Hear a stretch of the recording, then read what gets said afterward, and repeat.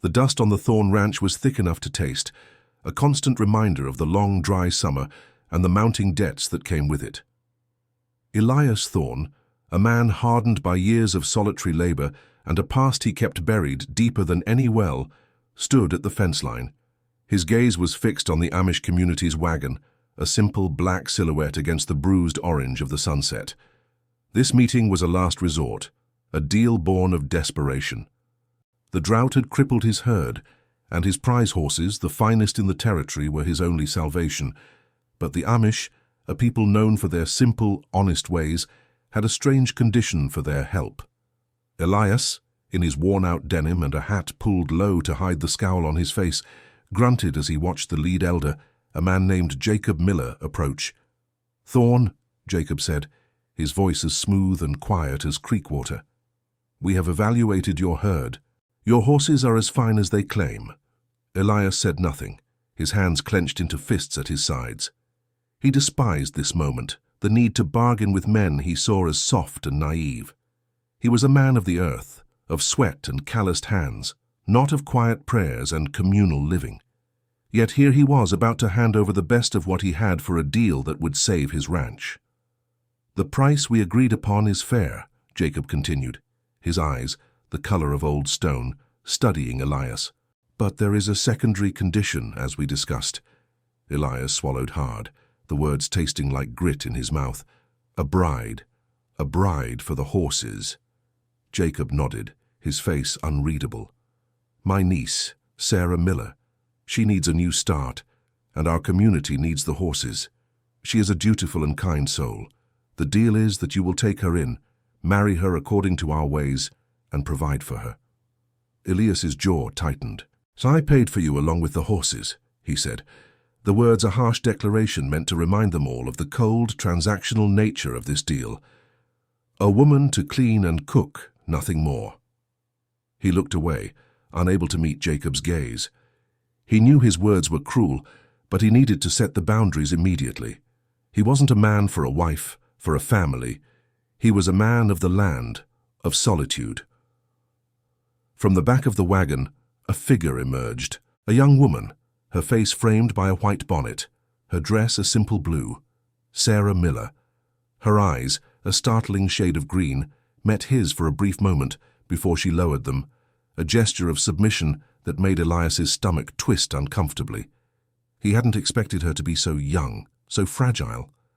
She looked like a dove trapped in a cage, and the cage was him. Jacob gave a final, solemn nod. "The horses will be delivered at dawn, and so will Sarah."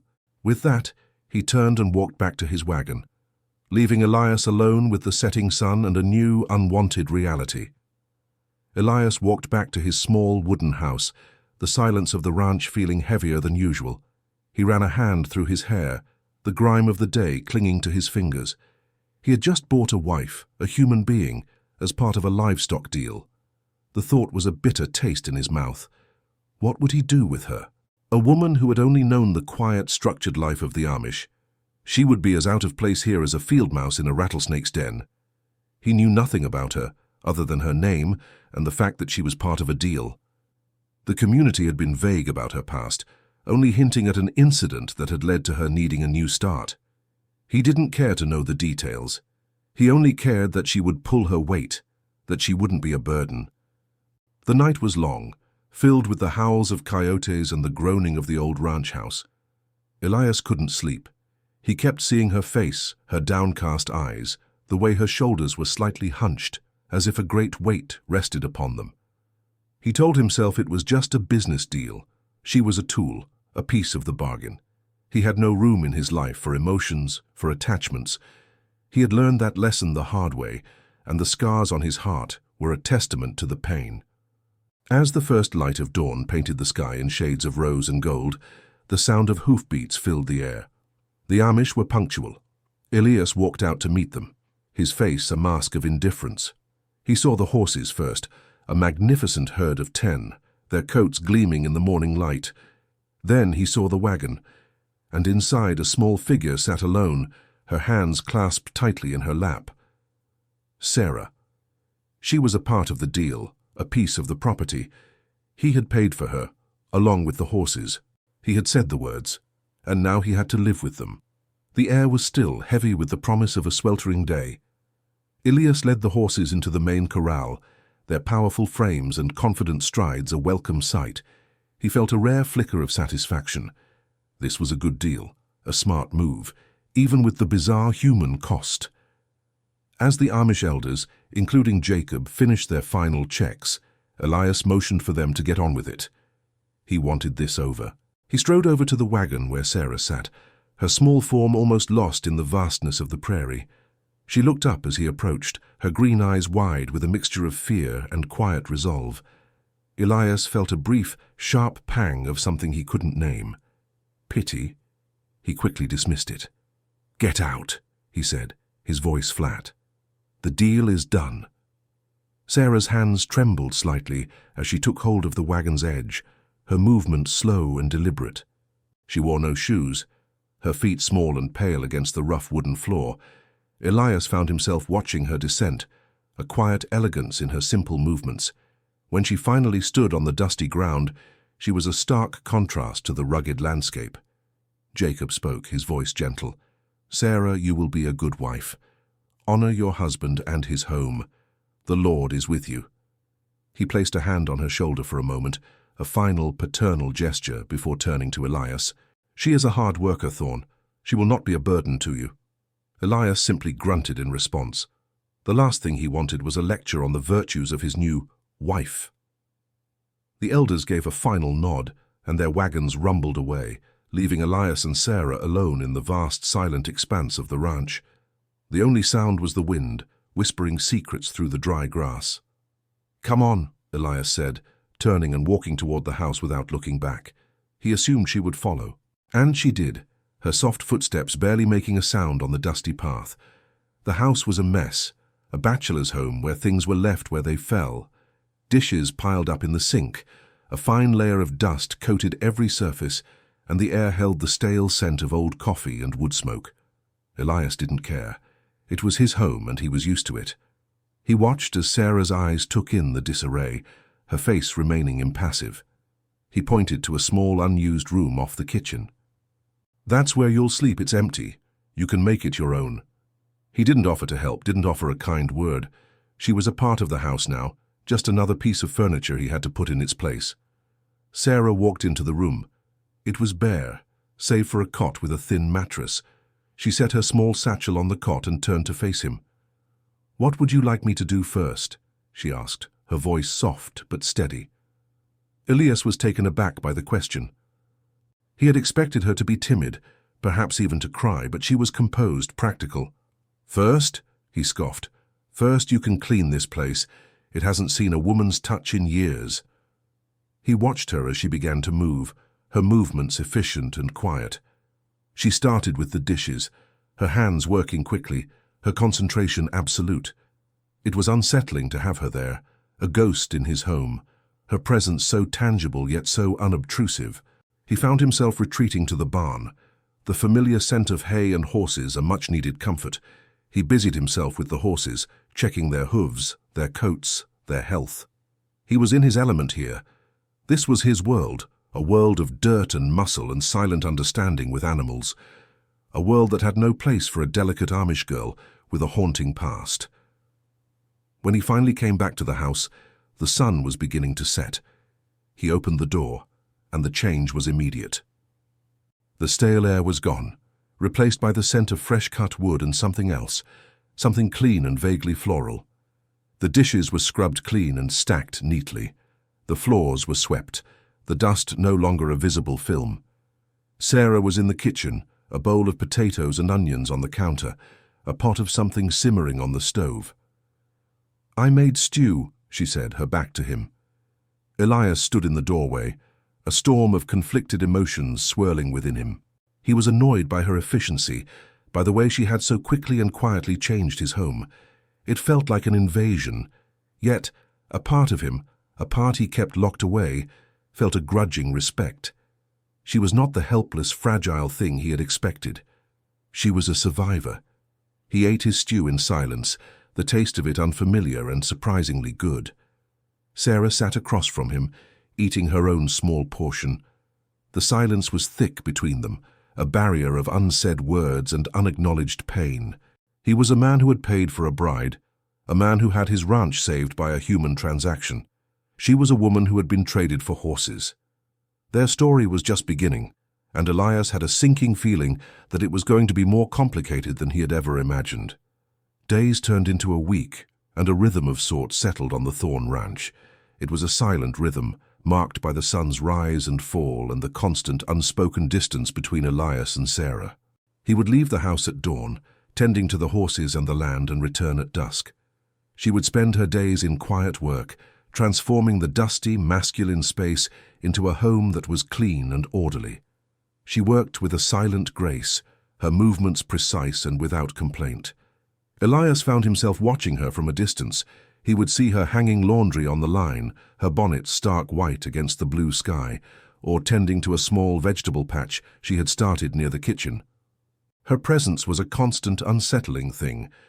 He was used to the solitude, the quiet conversations with his horses, the sound of his own thoughts. Now there was a new kind of quiet, one that was filled with the soft rustle of her skirts and the gentle clinking of pots and pans. He still didn't talk to her. He would come in, eat the food she prepared, which was always simple but nourishing, and then retreat to his room. He never thanked her, never acknowledged her presence beyond a brief, curt glance. He was determined to keep the walls between them high and strong. This was a business arrangement, a transaction. Nothing more. One evening, he came back to the house earlier than usual. The sun was still high in the sky, a searing golden orb. He had a splinter in his hand, a deep, painful sliver of wood that he couldn't get out. He swore under his breath and walked into the kitchen, where Sarah was kneading dough for bread. She looked up as he entered, her eyes questioning but not fearful. He held up his hand. "Got a splinter," he grumbled, more to himself than to her. Without a word, she put down the dough, wiped her hands on her apron, and went to a small box she kept on the counter. She took out a needle and a pair of tweezers. "Sit," she said, her voice the softest he had ever heard it. Elias hesitated for a moment, then sat at the small kitchen table. He held out his hand, palm up. She took it gently, her fingers surprisingly cool against his rough, calloused skin. She worked with focused concentration, her brow furrowed slightly. Her touch was so different from his own. It was a touch of care, of healing, not of labor and brute force. He watched her face, the simple, flawless lines, and noticed for the first time a faint, barely there scar that ran along the side of her neck, disappearing beneath her dress. He wondered what incident Jacob had referred to. His thoughts were a quick flash of curiosity, a rare moment of genuine interest that he immediately pushed down. "Hold still," she said, her voice a low murmur. She worked the needle with a surgeon's precision, and in a moment the splinter was out. She then cleaned the tiny wound and wrapped it with a piece of clean cloth. "It is done," she said, releasing his hand. He looked at his now bandaged hand, a simple act of kindness that felt so foreign. He was a man who fixed his own wounds, who healed himself in silence. He opened his mouth to say something, a thank you perhaps, but the words wouldn't come. He simply stood up and walked away, the silence between them thicker than ever. That night, lying in his bed, he felt the strange small bandage on his hand. He hadn't expected her to do that. He hadn't expected her to be so capable, so quietly observant. The image of the small scar on her neck kept replaying in his mind. The Amish, with their stoic faces and simple truths, had sent her away for a reason. And the reason, he suspected, was more complex than he had been told. He knew he should not care. He had a ranch to run, a past to bury. But her quiet competence, her silent resilience was chipping away at the walls he had built around his heart. He had paid for a wife, a human being, as part of a livestock deal, and she was turning out to be more human than he was prepared to handle. The oppressive heat of the day gave way to the bruised sky of an approaching storm. Elias was in the barn, securing the last of the fences, when the first heavy drops of rain began to fall. He ran for the shelter of the barn, his clothes already soaked. The sky tore open with a blinding flash of lightning, followed by a roar of thunder that shook the ground. Inside the house, Sarah was startled by the sudden violence of the storm. She was in the kitchen tidying up when the thunder crashed and a nearby window rattled violently. She flinched, a small involuntary gasp escaping her lips. She went to the window, watching the rain come down in sheets, the wind howling around the corners of the house. Elias came in, dripping water, his hat in his hand. He saw her at the window, her back to him, her shoulders slightly hunched. He didn't say a word, just walked past her and hung his wet coat on a hook. He was about to retreat to his room when a particularly loud clap of thunder made the entire house tremble. Sarah let out a small shriek and pressed her hands to her ears, a flash of pure terror in her eyes. Elias stopped. He had never seen her lose her composure, not once. She was a picture of quiet strength. But now she was shaking, her face pale, her eyes wide with a fear that seemed to come from a place far deeper than the simple sound of a storm. "What's wrong with you?" he asked, his voice rougher than he intended. She turned to him, her eyes pleading. "The thunder," she whispered, her voice a fragile thing. It reminds me." He frowned, confused. "Reminds you of what?" She hesitated, her gaze dropping to the floor. The accident. The lightning. It struck the old mill, and the mill's wheel broke, and the wagon." She trailed off, her voice thick with emotion. He didn't need her to finish the sentence. He felt a sudden, cold understanding. The incident. The scar on her neck. It was no simple accident. "You were in the wagon," he said, his voice quiet. It wasn't a question. She nodded, tears welling in her eyes. "My family. My brother. He was helping with the mill, and the wheel broke, and the wagon tipped over, and the horses, they were spooked, and—" She couldn't go on. The words were a flood of pain that she had clearly kept locked away for a long time. Elias felt a cold knot of guilt form in his stomach. He had seen the way the Amish elders looked at her, a mixture of pity and a kind of sad distance. He had assumed she had done something wrong, that she was being punished. But she was a survivor. She had lived through a terrible accident, a tragedy that had taken her family and left her with a physical and emotional scar. He didn't know what to say. He was a man of action, not of words. He walked over to the window and stood beside her, his large frame a silent presence. The rain was still lashing against the glass, but the worst of the storm was passing. The thunder was now a distant rumble. "It's over," he said, his voice low. "The storm is passing." She looked at him, her eyes red, and he saw a flicker of something in them. Gratitude, perhaps, or a simple acknowledgement of his presence. It was the first moment of genuine connection they had shared. He had seen her vulnerability, and he hadn't flinched.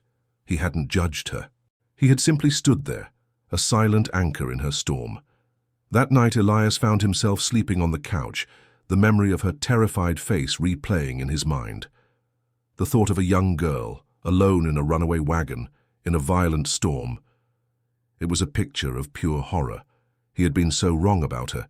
He had seen a piece of property, a burden. He had paid for her along with the horses, and he had treated her like a tool. But she was a person with a past, with scars, with a quiet strength that was born of a terrible tragedy. He felt the first stirrings of a new emotion, a feeling that was not of a business deal, but of something far more complex and human. It was a dangerous feeling, a feeling he had to bury. But for the first time he wondered if he could. The day after the storm, a new, tentative air settled over the ranch. The air was clean, the dust had been washed away, and the sun shone with a gentle warmth. Elias, despite his best efforts, couldn't shake the image of Sarah's terrified face. He had seen her at her most vulnerable, and the sight had changed something within him, a shift so subtle he almost didn't notice it. He found himself observing her more closely.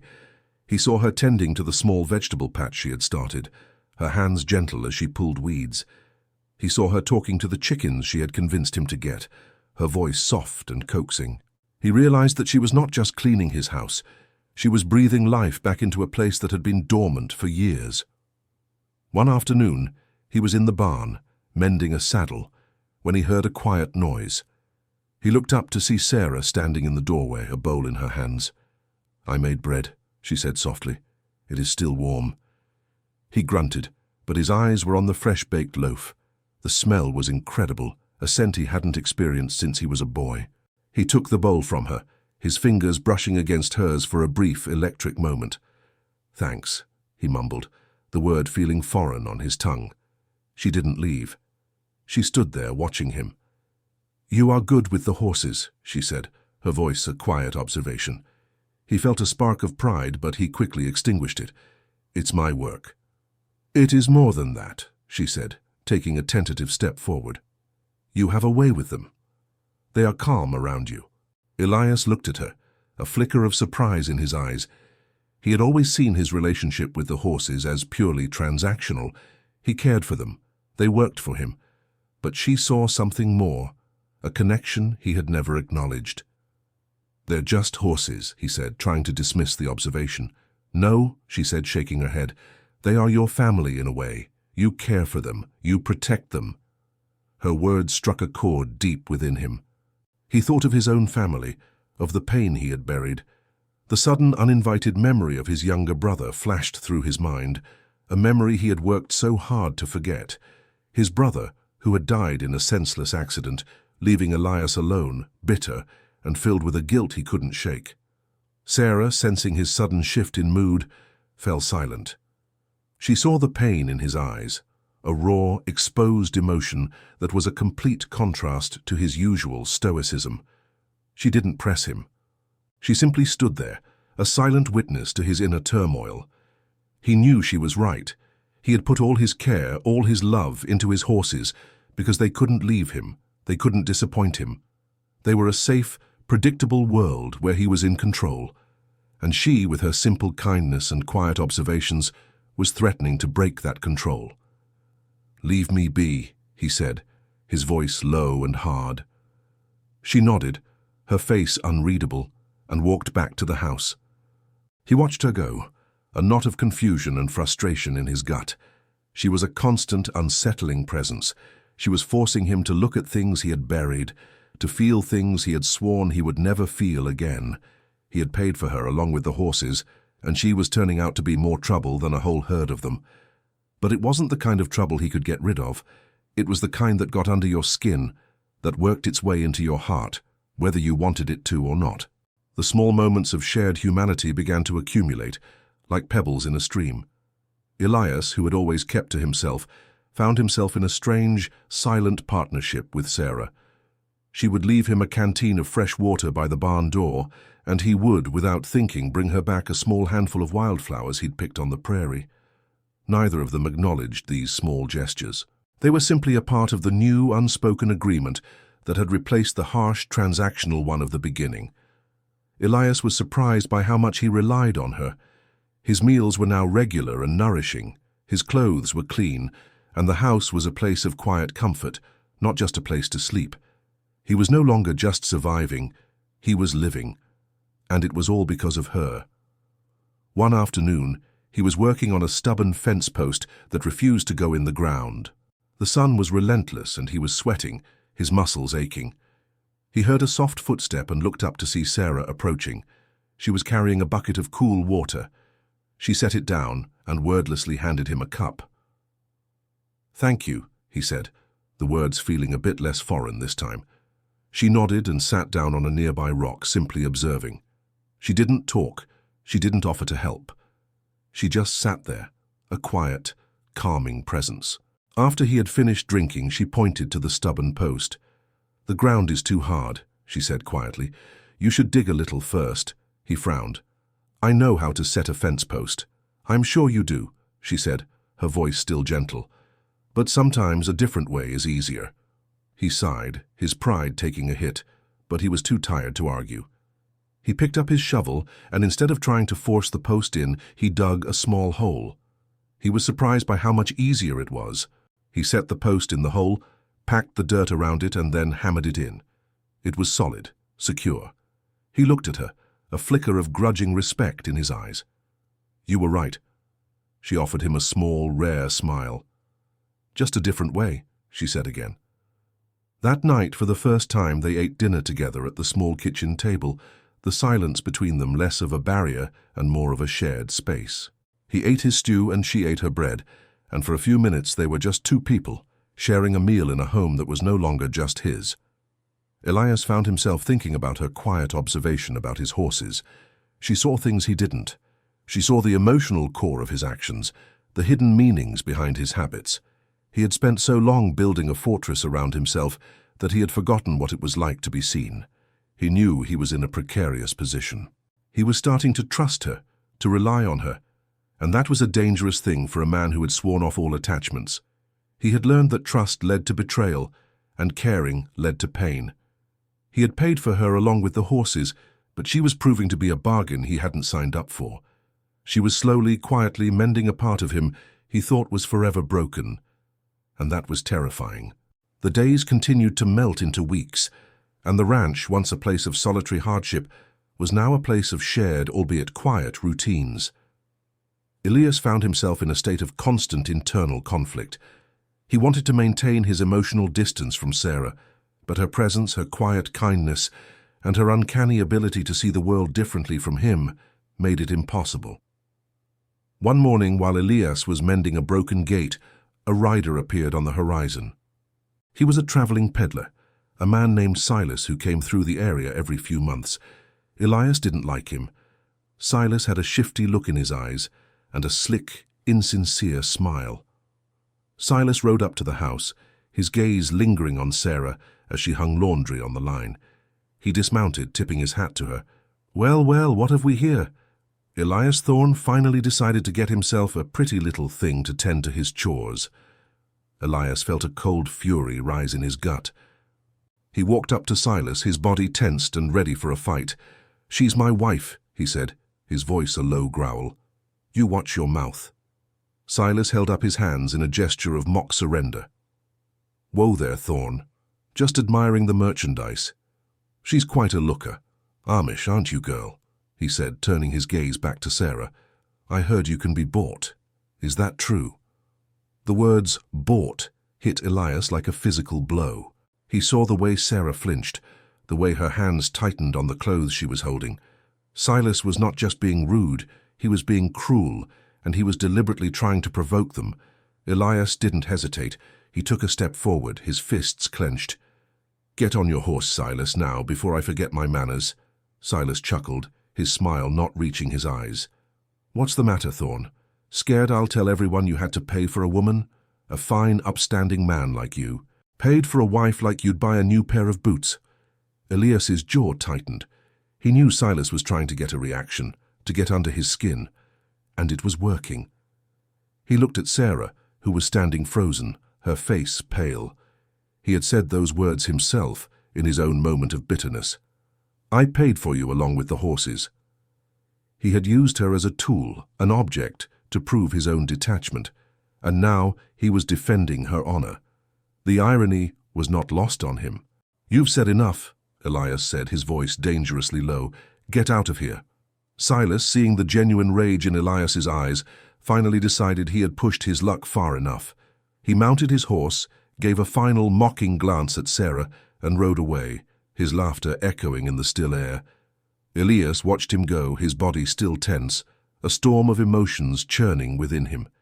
He turned to Sarah, his face a mix of anger and something else, something that looked suspiciously like regret. "I'm sorry," he said, the words a raw, difficult confession. "I'm sorry he said those things." Sarah finally looked at him, her eyes soft with an understanding that surprised him. "You defended me," she said, her voice barely a whisper. "You said I was your wife." He didn't know how to respond to that. He had said it reflexively, a defense of what was his. But as the words came out of his mouth, they had felt less like a declaration of ownership and more like a declaration of protection. He had, for a brief, fleeting moment, acted like a husband, not just a man who had bought a bride. That evening, as they ate in silence, the air was heavy with unspoken words. Elias couldn't shake the memory of Silas's cruel words and his own initial declaration. He had treated her like a possession, and now he was defending her as if she were a precious part of his life. He was changing. The walls he had so carefully constructed were starting to crumble, and he didn't know if he could stop it. The incident with Silas served as a harsh, unwelcome reminder of the transactional nature of their union. It also brought to light a new, uncomfortable truth for Elias. He was fiercely protective of Sarah. The thought of anyone hurting her, of anyone treating her with disrespect, filled him with a cold, clear rage. He had spent a lifetime pushing people away, and now, without even realizing it, he had pulled this quiet Amish girl close. He found himself wanting to know more about her. He wanted to know what had happened at the mill, not just the basics, but the full story. He wanted to understand the pain he saw in her eyes when it rained, the quiet sadness that lingered in her smile. One afternoon, he found her in the barn, her head bowed as she carefully brushed one of the new horses. She was humming a soft, melodic tune, a sound that was so out of place in his rough world, yet so perfect. He cleared his throat, and she looked up, a faint blush on her cheeks. "It is a hymn," she said, as if reading his mind. "My mother used to sing it to me." He nodded, a lump forming in his throat.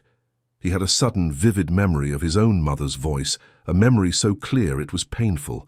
He swallowed hard. "Sarah," he said, his voice low, "tell me about the mill. The accident. Tell me what happened." She stiffened, her hands stopping their gentle work. She was silent for a long moment, her eyes fixed on the horse's flank. "It was a lightning storm," she began, her voice a low murmur. "My brother Daniel was working at the mill. I was in the wagon with my mother on our way to see him. The lightning struck a tree, and it fell on the mill's water wheel. It broke the axle, and the wheel came loose." She took a deep breath, her hands trembling. "The wheel, it rolled toward our wagon. My mother. She pushed me out of the way. She saved me. But the wheel, it hit her. It crushed the wagon and my mother." She trailed off, her voice cracking with the unbearable weight of the memory. "I was hit by a piece of the broken wheel. That's how I got the scar." She touched the faint line on her neck, a gesture of quiet pain. "My brother, he ran to us. He was a good man. So kind. But he couldn't save her. The elders, they said I was a burden to my community, a constant reminder of what they had lost. The accident was a sign from God, they said, a punishment for something I couldn't understand." Elias stood in stunned silence. The incident wasn't a punishment for a sin. It was a tragedy, a horrible, random act of nature that had cost her everything. And her own community, the people who were supposed to love and protect her, had blamed her for it. They had cast her out, labeling her a burden.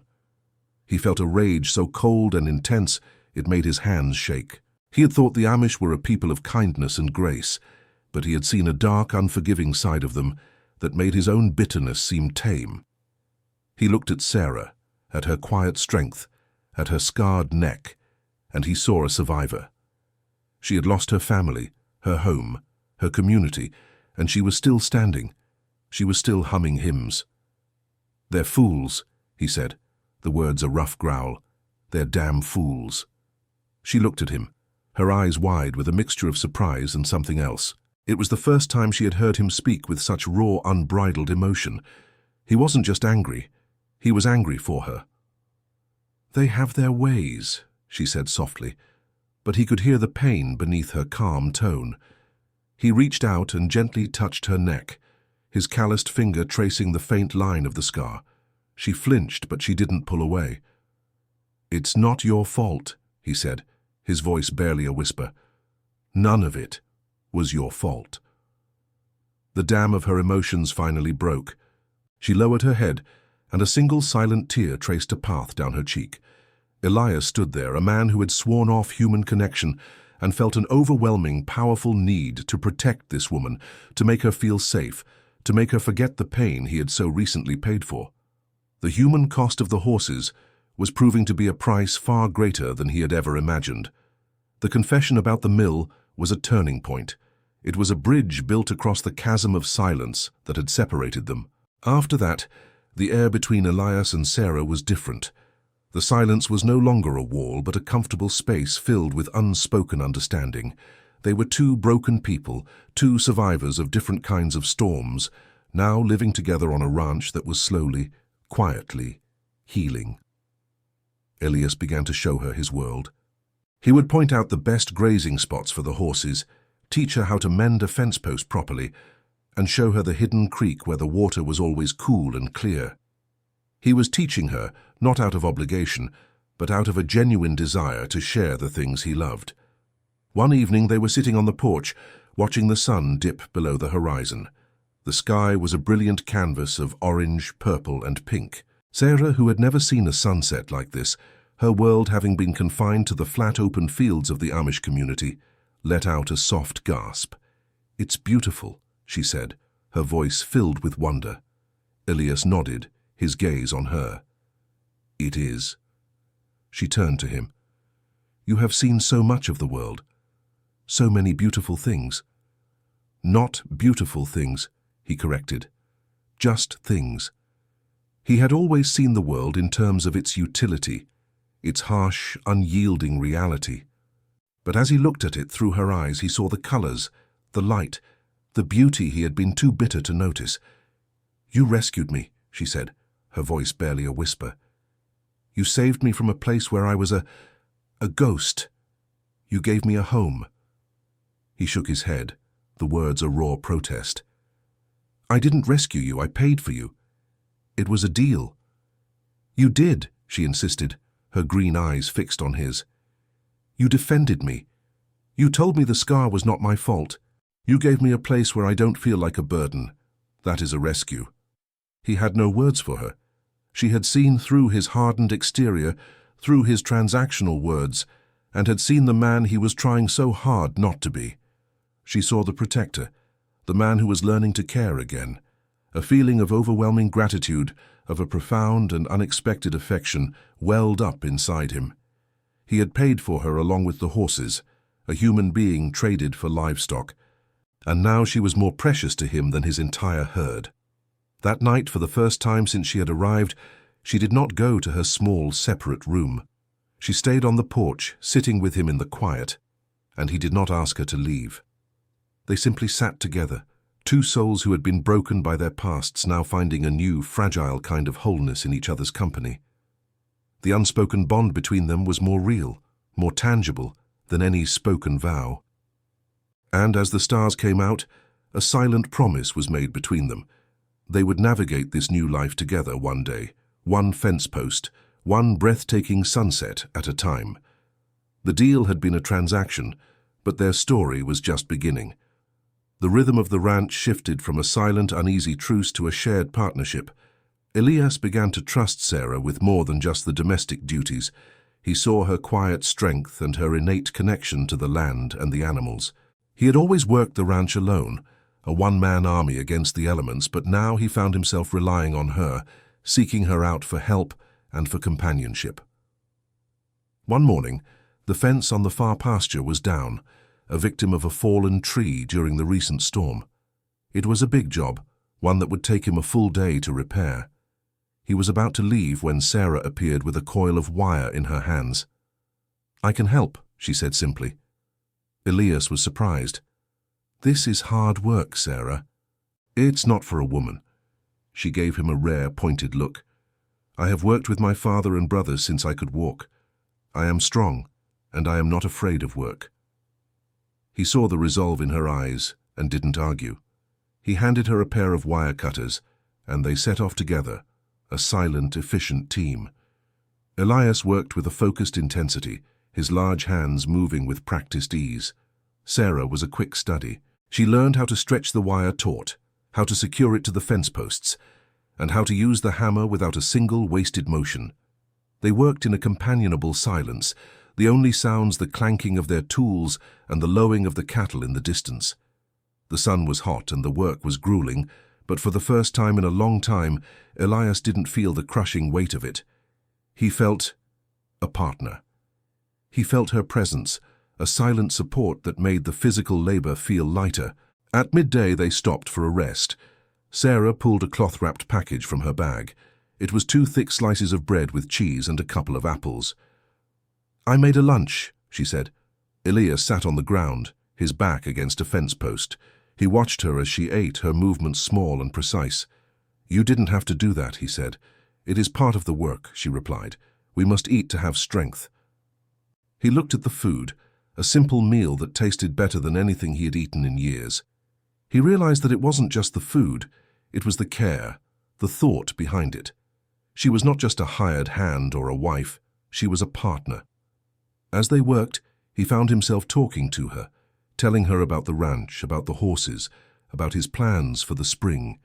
He told her about the challenges of the land, about the unpredictable weather, about the constant struggle to make a living. And she listened, her face open and attentive. She would ask him questions, not just simple ones, but questions that showed she was truly listening, truly invested in his world. "What is your favorite part of the ranch?" she asked once. He paused, a shovel in his hand. He had never thought about it before. He had always seen the ranch as a burden, a responsibility. "The sun sets, I guess," he said, and he saw a flicker of a smile on her face. He knew he had just said the right thing. By the time the fence was mended, the sun was beginning to set. The last rays of light painted the sky in shades of gold and pink. Elias looked at the fence, a solid, secure line stretching across the pasture. He looked at Sarah, her face smudged with dirt, her hands calloused from the work. He felt a deep sense of accomplishment, not just from the finished fence, but from the unspoken bond they had formed. "We did it," he said, and the words were a quiet testament to their teamwork.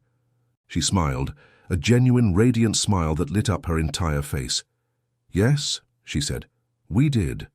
For the first time since she had arrived, Elias didn't feel alone. He felt a connection, a shared history in the making. He had paid for her along with the horses, but her true value was not in her labor or her care. It was in her presence, in her quiet strength, and in the way she had, without even trying, made his ranch and his life a home. Elias, in a rare moment of introspection, realized he had been so focused on his own world, his own pain, that he had never asked about hers. He had heard her story of the accident, but he knew nothing of her life before the tragedy. One evening, after a long day's work, he found her sitting on the porch, a small piece of wood in her hands, her fingers moving with a practiced ease. "What is that?" he asked, his voice softer than he intended. She held it up. It was a small wooden horse, beautifully carved, with a fluid, graceful posture. "I was a woodcarver," she said, her voice a quiet murmur. "It was my craft. My father taught me." He took it from her, his large hands dwarfing the delicate carving. The details were exquisite. The mane was a whirlwind of lines, the eyes were two small, perfectly placed dots. "It's beautiful," he said, his voice filled with a genuine admiration he couldn't hide. She looked away, a faint blush on her cheeks. "It is just a little something." "No," he insisted, "it's more than that. It's art." He had never seen this side of her. He had seen the quiet worker, the practical woman, but he hadn't seen the artist, the dreamer. He had been so focused on her trauma that he had forgotten to see her talent, her passion. "Tell me about it," he said, settling on the porch swing beside her. And she did. She told him about her father, a stern but kind man who had a true gift for working with wood. She told him about the hours she spent in his workshop, the smell of sawdust, the feel of the grain beneath her fingers. She told him about the joy of creating something beautiful from a simple block of wood. He listened, captivated. He had always seen the Amish as a people of simple, practical lives. He hadn't seen the artistry, the craftsmanship, the deep pride in their work. She was opening a door to a world he had never known, a world that was as foreign and fascinating as a distant country. "Why did you stop?" he asked, the question hanging in the air. Her hands, which had been moving with such grace, stilled. "After the accident, the elders, they said it was a sin, to create things of beauty for their own sake. They said my craft was a distraction from God's work. They told me to stop, to focus on prayer and penance." He felt a familiar anger rise in him, a cold, hard rage at the injustice. They had not only taken her family, they had taken her art, her passion, her very identity. They had tried to break her spirit, to mold her into a quiet, obedient vessel for their guilt and their blame. "That's a damn shame," he said, his voice low and fierce. "You have a gift, Sarah. You shouldn't let them take that from you." She looked at him, her eyes wide with surprise. No one had ever said that to her before. She had always been told to be humble, to deny her own talents. But he, the gruff, solitary rancher, was telling her to embrace them. "I will find you some wood," he said, his voice filled with a new resolve. "Good wood. You will carve again." He stood up, the small wooden horse still in his hand, a tangible symbol of her lost dreams. He walked into the house and placed it on the mantel, a place of honor, where it would catch the light of the fire. That night, Elias went to bed. The image of her small, fragile hands creating something so beautiful burned into his mind. He had paid for her along with the horses, but she was carving something new on his ranch and in his heart. She was carving a new purpose, a new meaning, a new reason to believe in the possibility of beauty, even in a world as harsh and unforgiving as the one he knew. The following morning, Elias went to the old barn, a place he hadn't been to in years. He rummaged through the dusty, forgotten tools, searching for a piece of wood, a block that would be worthy of her hands. He found a piece of old oak, gnarled and weathered, but with a beautiful grain. He cleaned it, sanded it, and then, with a nervous tremor he hadn't felt in years, he took it to her. She was surprised when he handed it to her. Her eyes widened, a flicker of disbelief in them. "You remembered," she said, her voice filled with a quiet wonder. "I did," he said simply. "It's for you, to carve with." She took the wood, her fingers tracing the grain, a look of profound gratitude on her face. She didn't say a word, but her eyes, filled with a silent emotion, said everything. She began to carve again. She would sit on the porch in the evenings, the small block of wood in her hands, her focus absolute. The first carving was a horse, a powerful, wild thing, its mane and tail a whirlwind of motion. Elias would watch her from a distance, mesmerized. He had never seen someone so completely lost in their work. Her art was a quiet revolution on his ranch. It was a reminder that beauty could exist even in the most desolate of places. It was a quiet rebellion against the elders who had tried to stifle her spirit. She was not just a wife. She was an artist, a creator, a soul who needed to express herself. Elias, in turn, found a new purpose in his work. He was no longer just working to survive. He was working to provide. He was working to build a life for both of them. He began to see the ranch not as a burden, but as a home, a place where they could both thrive, a place where their broken pieces could be made whole again. One day he came back to the house to find her carving a new piece. It was a small figure, a man, his face rough and unyielding, his shoulders hunched with a familiar weight. It was him. She was carving him. He stood in the doorway, his heart pounding a slow, steady rhythm. She was seeing him, truly seeing him, in a way no one ever had. She wasn't just seeing the gruff, lonely rancher. She was seeing the man who had bought her and then, unexpectedly, cared for her. She was seeing the man who had taken her in, not just as a part of a deal, but as a person. She looked up, a faint blush on her cheeks. "It is you," she said, her voice soft. "You have a good heart, Elias. You are just a little rough around the edges." He felt a lump form in his throat. He, who had always been so careful to keep his emotions hidden, was being seen, and being seen was both terrifying and liberating. He walked over to her and sat on the steps, his gaze fixed on the carving. "I was not always like this," he said, the words a raw confession. "I had a family once, a brother." He didn't say anything more, but she didn't need him to. She simply placed her hand on his arm, a gesture of silent comfort. The carving was not just a piece of wood. It was a testament to their journey. It was a symbol of the walls that were coming down, of the trust that was being built, of the unspoken love that was growing between them. Elias had paid for a wife, a human being, along with the horses. But what he had really bought was a chance at a new life, a new beginning, a new reason to believe in the possibility of a home and a heart that was finally whole. The next trip to town was different. Elias, usually a solitary figure who did his business and left as quickly as possible, now had Sarah by his side. She was dressed in a simple, modest dress, but the white bonnet was gone, replaced by a simple cotton scarf that covered her hair. It was a small but significant act of rebellion against her past. The townsfolk, however, were not as forgiving. The news of Elias Thorne's unconventional marriage had spread like wildfire. As they walked down the main street, the whispers and the stares were a palpable, uncomfortable presence. Elias, his jaw set, held his head high. He didn't care what they thought, but he saw the way Sarah flinched, the way she pulled her scarf a little tighter. "They are looking at me," she whispered, her voice filled with a familiar fear. "Let them look," Elias growled. "They have nothing better to do. They don't know you. They don't know anything." He led her to the general store, his hand gently but firmly on her arm, a gesture of quiet protection. As they entered, the store owner, a portly man named Mr. Henderson, looked at Sarah with an open curiosity that made Elias's skin crawl. "Well, Elias," Mr. Henderson said, his voice a low chuckle, "I see you finally decided to settle down. A bit of a different sort of bride, isn't she?" Elias gave him a hard look. "She's my wife," he said, his voice cold and flat. "We're here for supplies." He felt Sarah's hand tremble on his arm.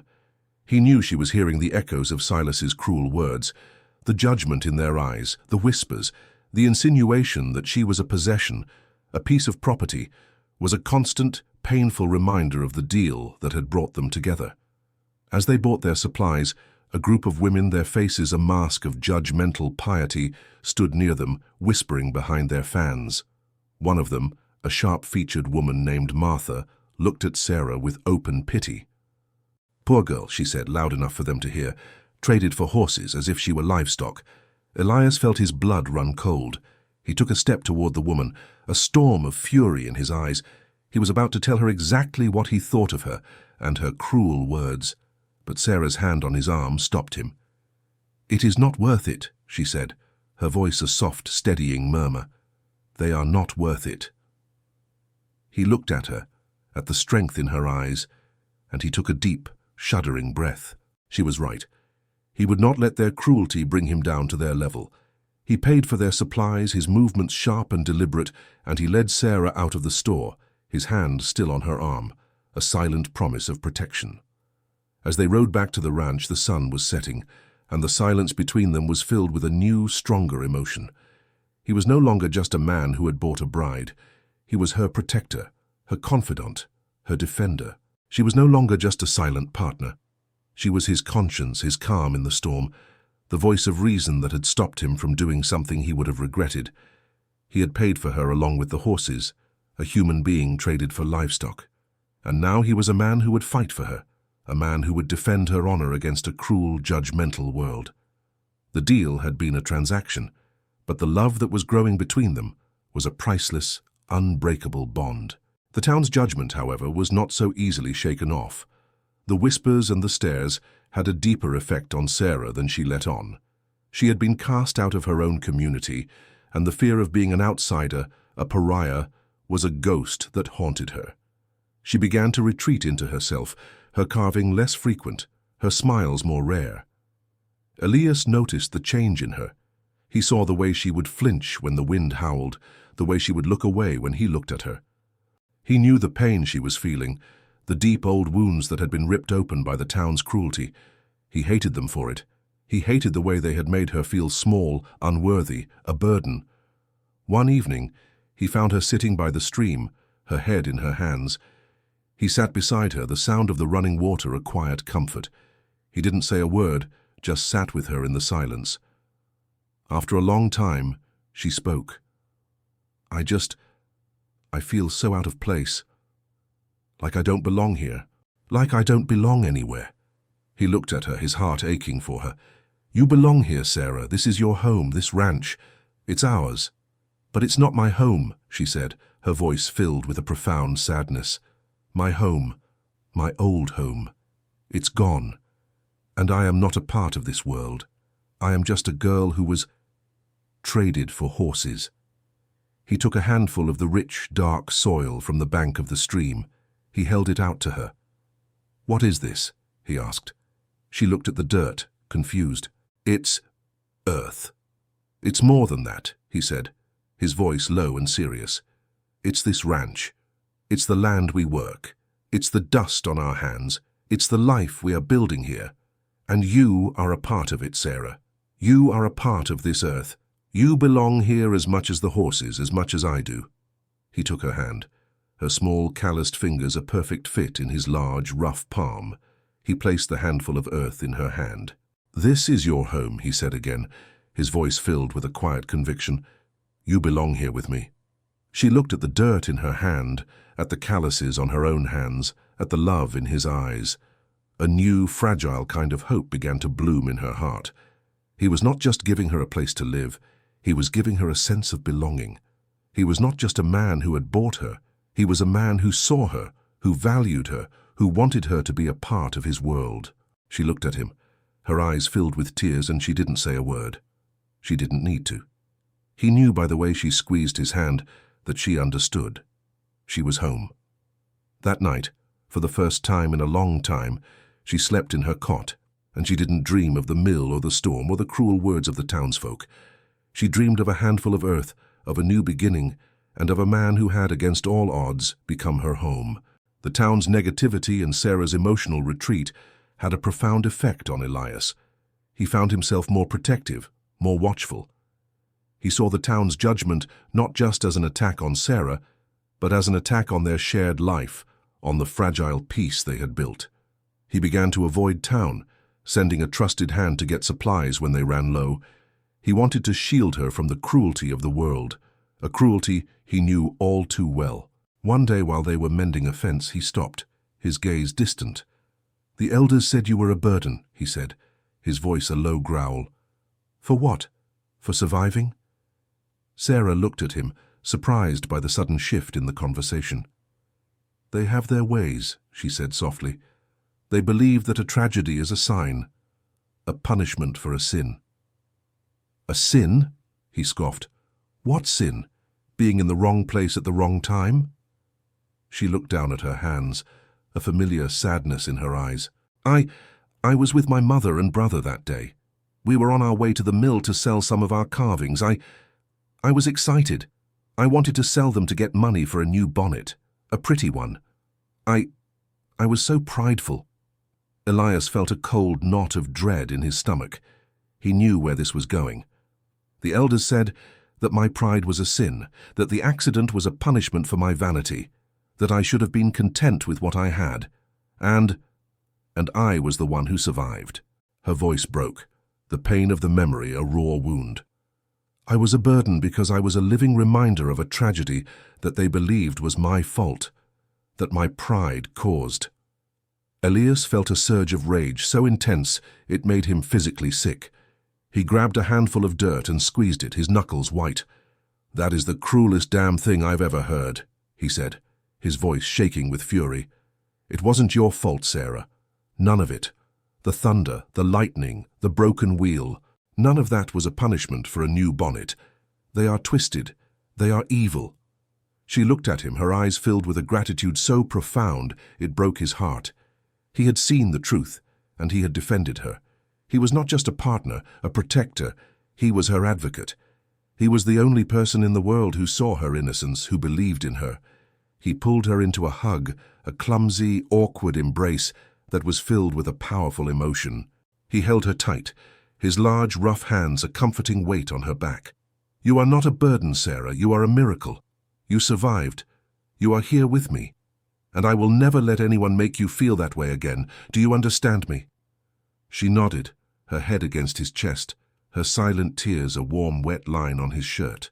In his arms she felt a sense of peace she hadn't felt since her mother had held her, a sense of belonging that was stronger than any of the town's whispers, any of the elders' judgments. He had paid for her along with the horses, a human being traded for livestock. But now, in the quiet embrace of the pasture, a new truth was born. She was not a possession, she was a partner. She was not a burden, she was a gift. And he was a man who for the first time in a long time felt a profound, deep love for the woman he had, against all odds, made his wife. Elias, now fully committed to Sarah's well-being, decided to show her the wild beauty of the land beyond the ranch.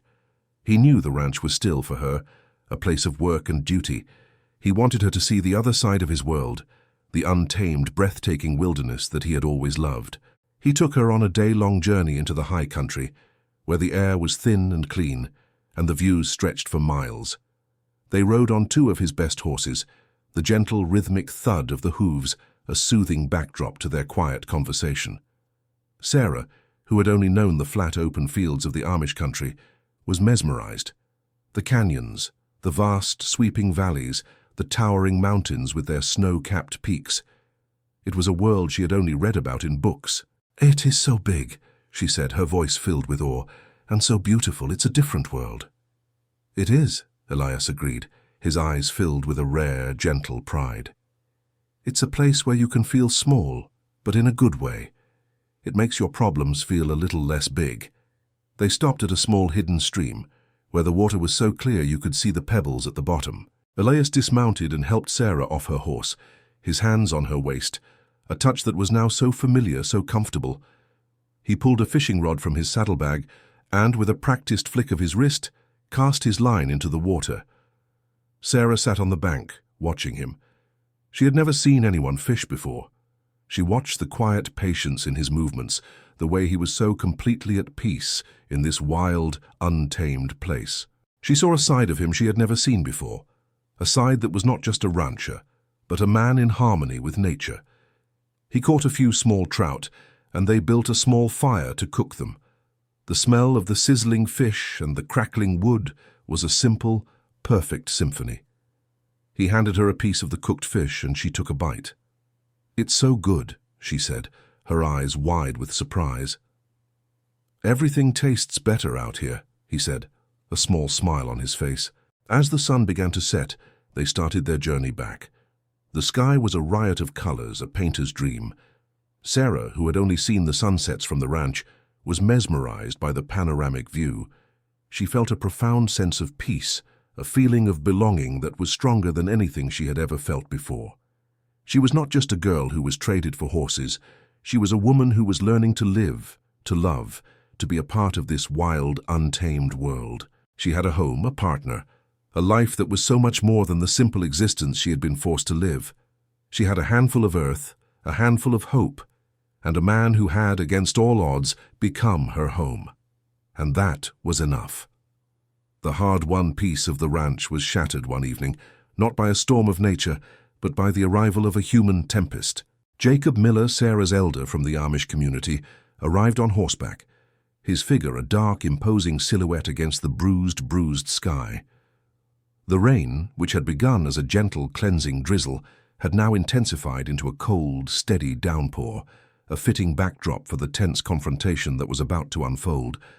The hooves of Jacob's horse made a heavy, squelching sound in the mud as he came to a stop just a few yards from the porch.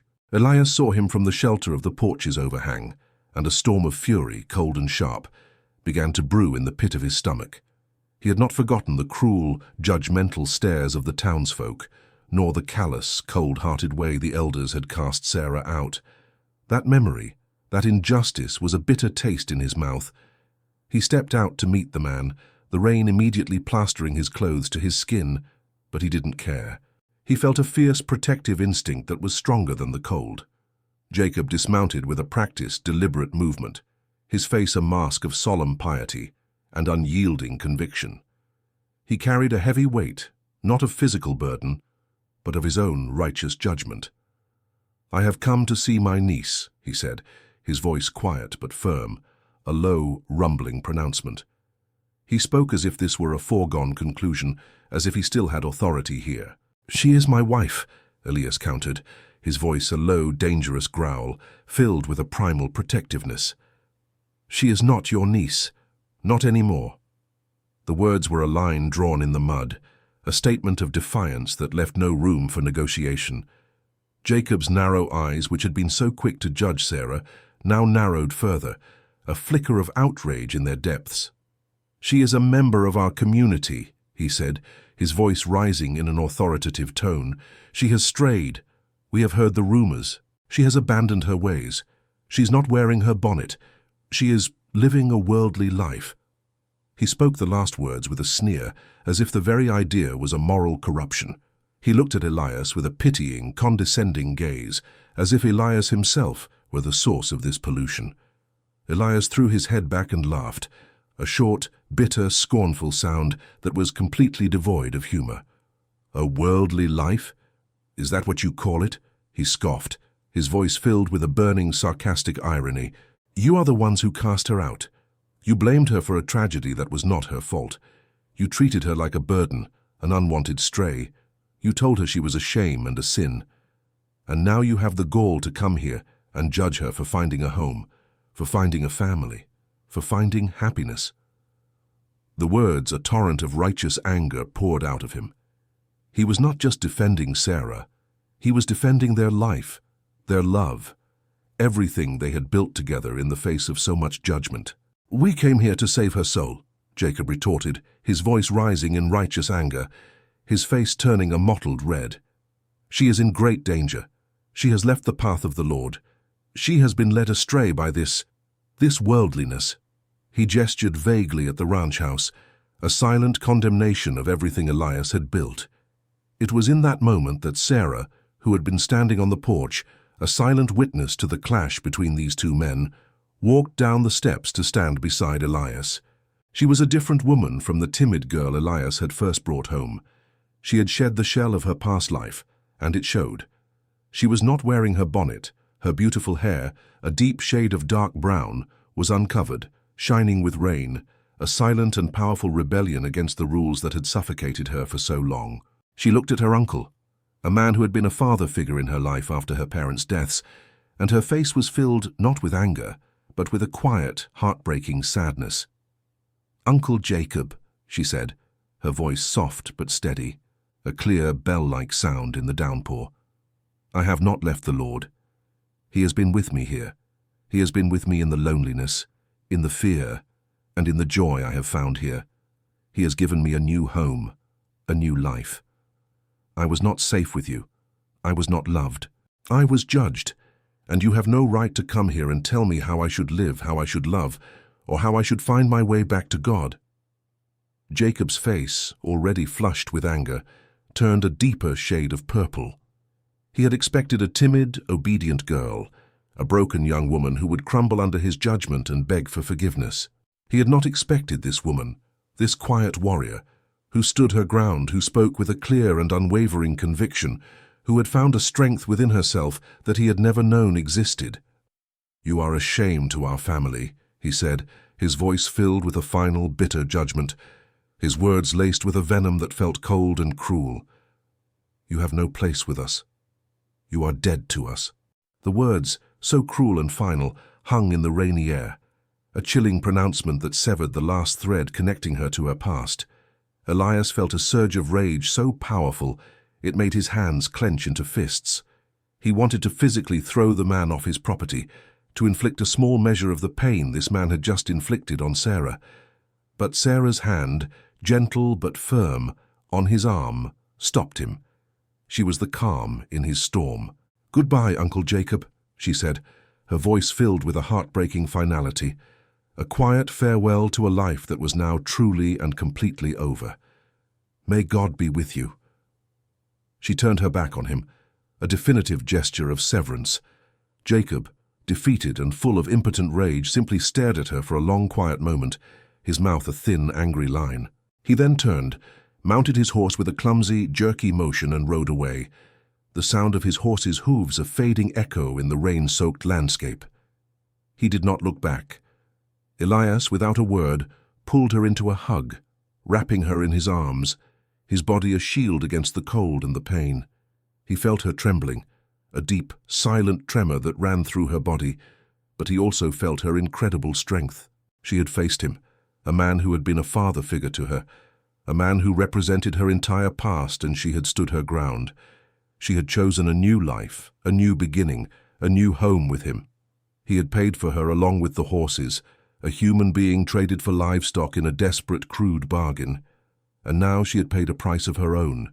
She had severed the last link to her old life, the last tie to a community that had never truly been her home. And as they stood on the porch, a silent, defiant testament to their love, a new truth was born, a truth stronger than any family lineage or religious dogma.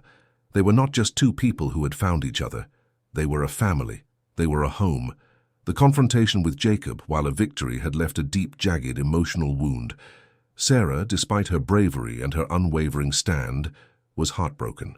The finality of his words, "You are dead to us," had been a cruel, unfeeling pronouncement that echoed in the quiet corners of her mind.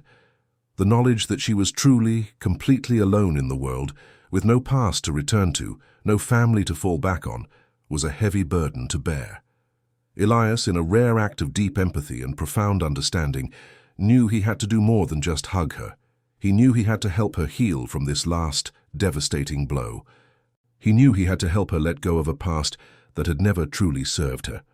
That night, as the fire crackled in the hearth, a small, welcoming beacon of warmth in the cool, rain-soaked house, he found her sitting on the floor in front of it. She was holding a small, weathered leather pouch, and in front of her, laid out with a painful reverence, was a small pile of things from her past, a small wooden doll, its face smooth and worn from a child's hands, a faded piece of cloth, its colors muted with age, a few small, simple religious trinkets, a silent reminder of a faith that had been weaponized against her, the remnants of a life that was now completely and utterly gone. She looked at the small pile of artifacts, her eyes filled with a profound sadness that seemed to stretch into the past and the future. "These are all I have left," she said, her voice a quiet, fragile whisper, filled with a heartbreaking sense of finality. "My memories, the good ones, the bad ones, they are all here, the only things I have from before." Elias sat beside her, his large frame a comforting presence. He didn't say anything, just watched her, his gaze filled with a patient, knowing understanding. He knew she was at a crossroads, a moment of deep internal reckoning. She could hold on to the past, to the pain and the guilt, allowing these small objects to anchor her to a life that had rejected her. Or she could let it all go, symbolically, physically and emotionally. She could make a deliberate choice to move forward. She looked at him, her eyes filled with a new resolve, a flicker of strength that he had come to know so well. She picked up the wooden doll, a tangible symbol of her innocent childhood, the dreams she had before her life was shattered. She held it for a moment, a silent farewell. Then, with a deep breath, she placed it in the fire. The flames licked at the wood, a hungry orange tongue consuming the small figure. It twisted and turned, a silent death dance, until it was nothing more than a small pile of grey ash. She then picked up the faded cloth, a small piece of her mother's shawl, a tangible physical link to the woman she had lost, the woman who had once loved her unconditionally. She held it for a long, long time, her fingers tracing the worn pattern, tears silently tracing a path down her cheeks, a quiet, gentle grief for the mother she had lost, the life she would never have. Then, with a fierce determination, she placed it in the fire. The cloth caught fire, the flames burning with a fierce intensity, the colors of the past disappearing into the fiery orange, consumed and gone forever. Finally, she took the small religious trinkets, the simple, small symbols of her faith, the symbols that her community had held against her like a shield. She held them in her hands, her fingers wrapped tightly around them. She looked at them for a long, silent moment, a moment of profound internal struggle, a struggle between the faith she was taught and the love she had found. Then she looked at Elias, at the profound love and the unwavering hope in his eyes. And she knew. She placed them in the fire. They glowed for a moment, a bright last stand, then melted into a puddle of nothingness, the metal reforming into a new, shapeless form, a symbol of a faith that was no longer bound by tradition, but by love. "It is done," she said, her voice filled with a quiet, exhausted finality. "I am letting go." Her voice was soft, but it carried the weight of a monumental decision. Elias reached out and took her hand, his fingers intertwining with hers. "So you are not letting go of your memories, Sarah," he said, his voice a low, soothing murmur. "You are letting go of the pain. You are making room for new ones." She looked at him, a flicker of a smile on her face, the first genuine smile he had seen since Jacob's departure. "New ones," she whispered, the word a fragile question. "New ones," he said, his voice a promise, a vow. "New ones with me, with us, a new life, a new home. She leaned her head on his shoulder, the two of them watching the last of the embers die down. A silent, comfortable presence. She had paid for her, a human being traded for livestock, and now she had found a new, unbreakable truth. Her past was a memory, a part of her story, but it was not her future. Her future was here, on this ranch, with this man, who had, against all odds, become her home. And as the fire died down in the hearth, a new fire, a fire of hope and of love, began to burn, bright and fierce in her heart. The long, dry summer, a season of unrelenting heat and parched earth, finally broke, but not with the gentle, life-giving rain that everyone had prayed for. The sky for days had been a hazy, sickly orange, a dull, unblinking eye in the smoke-filled air that hung over the land like a shroud. Elias had been uneasy, a deep, primal fear settling in his bones. The air was thick and heavy, laden with the distant scent of burning brush. The old-timers in town had warned him with grim-faced solemnity. A hot, dry wind and a red sky, Elias. That means trouble is coming. Bad trouble. He had taken their warnings to heart, working tirelessly to put extra distance between the main house and the dry brush of the surrounding canyons, a place he hoped would be a natural firebreak. He felt a profound sense of powerlessness, a primal dread that settled in his bones. This was a force of nature that no amount of hard work or stubborn will could conquer. This was a force he could only try to survive. That evening, as they were sitting on the porch, a moment of rare peace amidst the oppressive heat, the wind changed abruptly. It was no longer a gentle breeze, but a hot, angry gust that whipped across the ranch, carrying with it a new, more sinister scent, the acrid, unmistakable smell of a wildfire, closer now, a promise of impending doom. Elias shot to his feet, his senses on high alert, his eyes scanning the horizon. In the distance, a low, pulsing orange glow pulsed against the darkening sky, an ominous, fiery heartbeat. It was closer than he had feared. The fire was coming for them, a hungry, unstoppable force that would consume everything in its path. "Get inside, Sarah, now," he commanded, his voice sharp with urgency, a frantic edge he rarely allowed himself to show. "Pack what you can. Anything you can't live without. Get water and blankets." He knew he had to act fast. He had to save his herd. His prize herd, the very reason for their union, was now in mortal peril. He began to unlatch the horses from their stables, yelling at them, his voice a raw, desperate plea for them to run to safety. The thought of losing them, of the fire consuming the very thing he had worked his entire life for, was a cold, sick weight in his stomach, a loss that would be too much to bear. As the orange glow intensified, illuminating the sky in a terrifying spectacle of light and shadow, Sarah emerged from the house, her arms laden with two heavy sacks. She was not running, but walking with a focused, almost frightening determination, her face pale but her eyes clear. "The food and water are in one," she said, her voice steady and calm, a stark contrast to his frantic energy. "The other has our things, your mother's photo and the carvings." She held up the small wooden horse and the carving of him, the two pieces a silent testament to their journey, a small piece of their story in a world that was about to be destroyed. Elias's heart, a hardened and cynical thing for so long, ached at the sight. In that moment, with his entire livelihood and his life in peril, she had chosen to save the things that were most important to their life together, the things that had no monetary value. He felt a surge of love so powerful it threatened to buckle his knees. It wasn't about the money, or the ranch, or the horses anymore. It was about her. It was about them. He knew he had to get the horses to the canyon, a place where the fire couldn't easily reach them. He had a few hours, maybe less. He was a man of action, a man of the land, but this was a force he couldn't fight. He could only survive it. He looked at Sarah, at her calm, resolute face, and knew he couldn't leave her behind. He would get her to safety first, then return for the herd.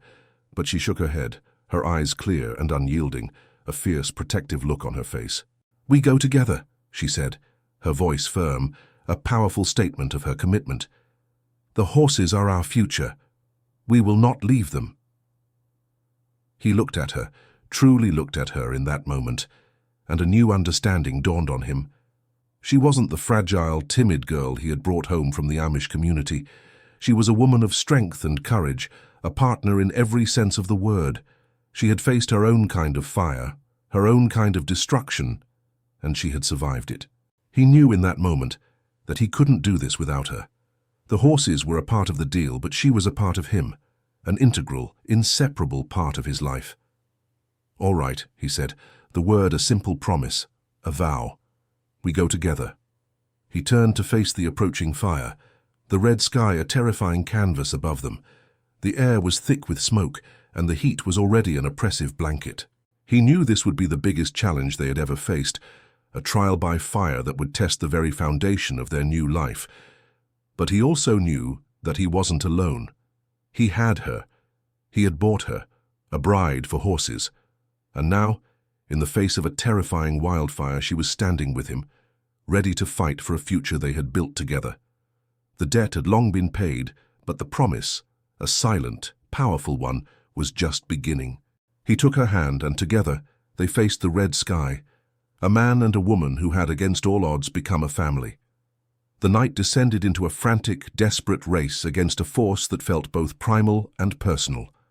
The wildfire, a living, breathing beast of orange and red, devoured the dry prairie with a terrifying speed and an insatiable roar. Elias and Sarah, their movements now synchronized by a shared, desperate purpose, worked as a single, coordinated unit. Elias was the raw, unyielding force, his voice a low, guttural command as he rode hard, his body a human shield against the panicked stampede of their prize herd.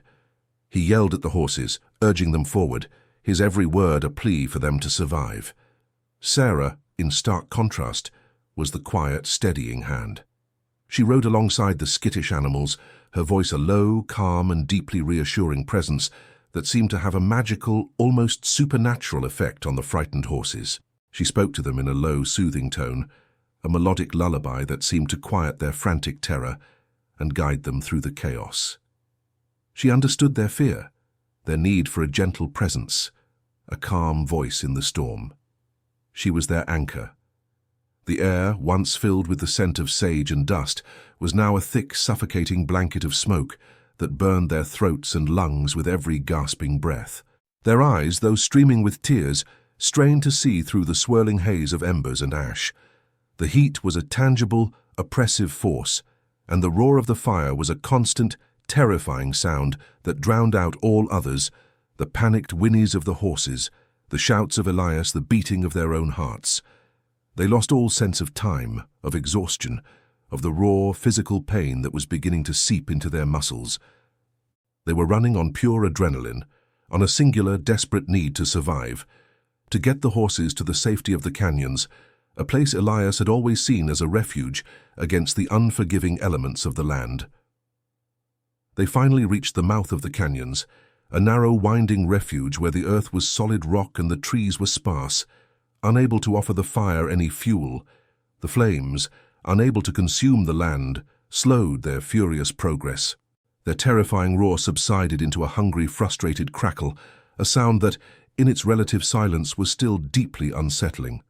The horses, trembling with a fear that went beyond the physical, huddled together in the shelter of the canyon walls, their eyes wide and white with terror. Elias and Sarah, their bodies aching, their lungs burning, their faces streaked with soot and tears, finally collapsed against a cool rock, their breaths coming in ragged, painful gasps. Elias, in that moment of exhausted relief, looked at her, truly looked at her. Her face, a beautiful canvas of determination, was smudged with dirt and ash.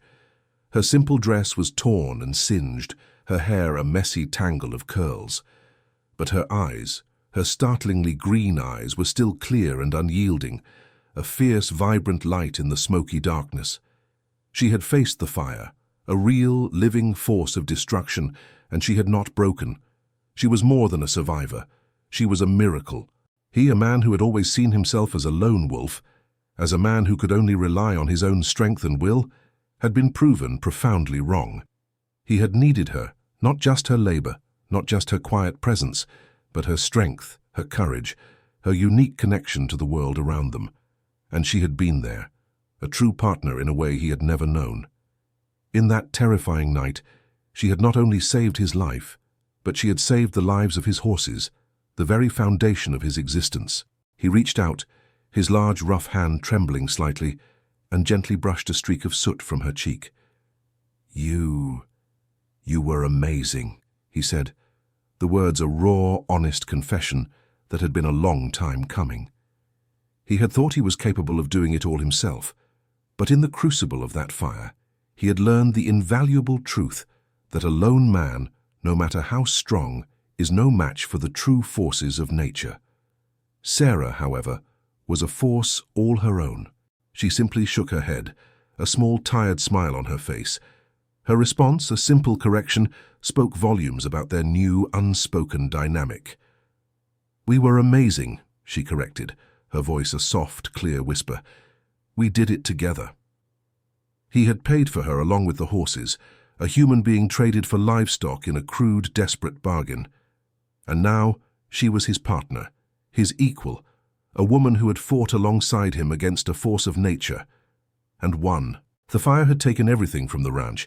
The grass was gone, the fences were ash, and the fields were a blackened, desolate wasteland. The physical reality of their loss was staggering. But it had not taken their hope. It had not taken their unbreakable bond. The inferno had stripped them of their physical world, but it had forged a new truth in their hearts, a bond of trust and love that was stronger than any fire, any storm, any judgment the world could ever cast upon them. They were no longer two solitary figures navigating a world of loss. They were a team. They were a family. And together they would face the ashes, and they would rebuild. This was not the end of their story, but a profound, devastating, and ultimately hopeful new beginning. The days that followed the fire were a desolate, back-breaking struggle that seemed to stretch on forever.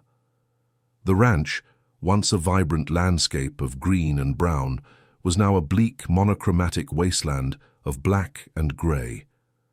The air even now was thick with the acrid scent of smoke and the heavy, palpable weight of loss. Elias and Sarah spent their days in a silent, mournful rhythm, sifting through the wreckage, their movements slow and heavy, with both physical exhaustion and the profound emotional grief that permeated every corner of their lives. The main house, a small miracle, had been spared, but the barns, the vital fences that had defined the pastures, and the entire pasture land, the very heart of the ranch, were all gone, reduced to nothing but ash and memory.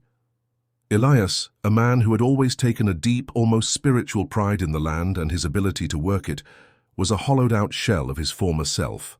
He would stand for long stretches at the edge of the blackened fields, his shoulders slumped, a deep, profound sadness in his eyes that Sarah had never seen before. He had always been so strong, so unyielding, but the fire had broken something in him that no amount of physical labor could fix. He had lost everything that he had worked his entire life for. The horses had survived, yes, but without grass to graze on, without the fences to contain them, without a single blade of green to be seen, they would have to be sold.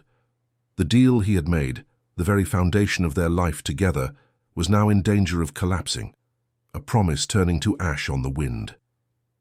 One evening he came back to the house, his face grim, his body weary with a fatigue that went beyond the physical. Sarah, who was sitting at the kitchen table, methodically polishing a clean cloth with hands that were still sore and blistered, looked up at him, her eyes filled with a quiet, a profound concern. "What is it, Elias?" she asked, her voice a soft, gentle query. "The money we have, it won't be enough to rebuild," he said, his voice a low, defeated murmur that barely filled the small room. He dropped into a chair, his head in his hands. "The land, it's worthless now. It will be years before it's ready again, and the horses, they'll have to go, there's nothing else for it." She gasped, her hand flying to her mouth, the clean cloth forgotten. The horses, the very animals that had brought them together, the symbol of their survival, the promise of their future. They were the key to everything. The thought of losing them now, after all they had been through, was a pain unlike any she had felt since losing her own family. But we saved them," she said, her voice filled with a desperate pleading note, a plea that they not lose the most important victory they had won. He shook his head, a single bitter tear tracing a path down his soot-stained cheek. The gesture was so raw, so uncharacteristic of the proud man she knew that it broke her heart. He had paid for her along with the horses, and now he was on the verge of losing both. The deal was broken. The promise was ash. He looked at her, his eyes filled with a profound sadness that was almost too much to bear. "I'm sorry, Sarah," he said, his voice raw with emotion. "I can't provide for you. I can't build a new life. I can't keep my end of the bargain. I have nothing left to give." She stood up, her face filled with a quiet strength that felt stronger than any steel. She walked over to him, her hands gentle as she took his rough, calloused hands in hers, a gesture of comfort and resolve. "The bargain was never about the ranch, Elias, or the horses. The bargain was about a home. A home is not a place, it is a person, it is you, and this ranch is still our home because we are here. We can rebuild. We can get through this." Her words were a balm on his wounded heart, a profound truth that reached him in a way nothing else could have.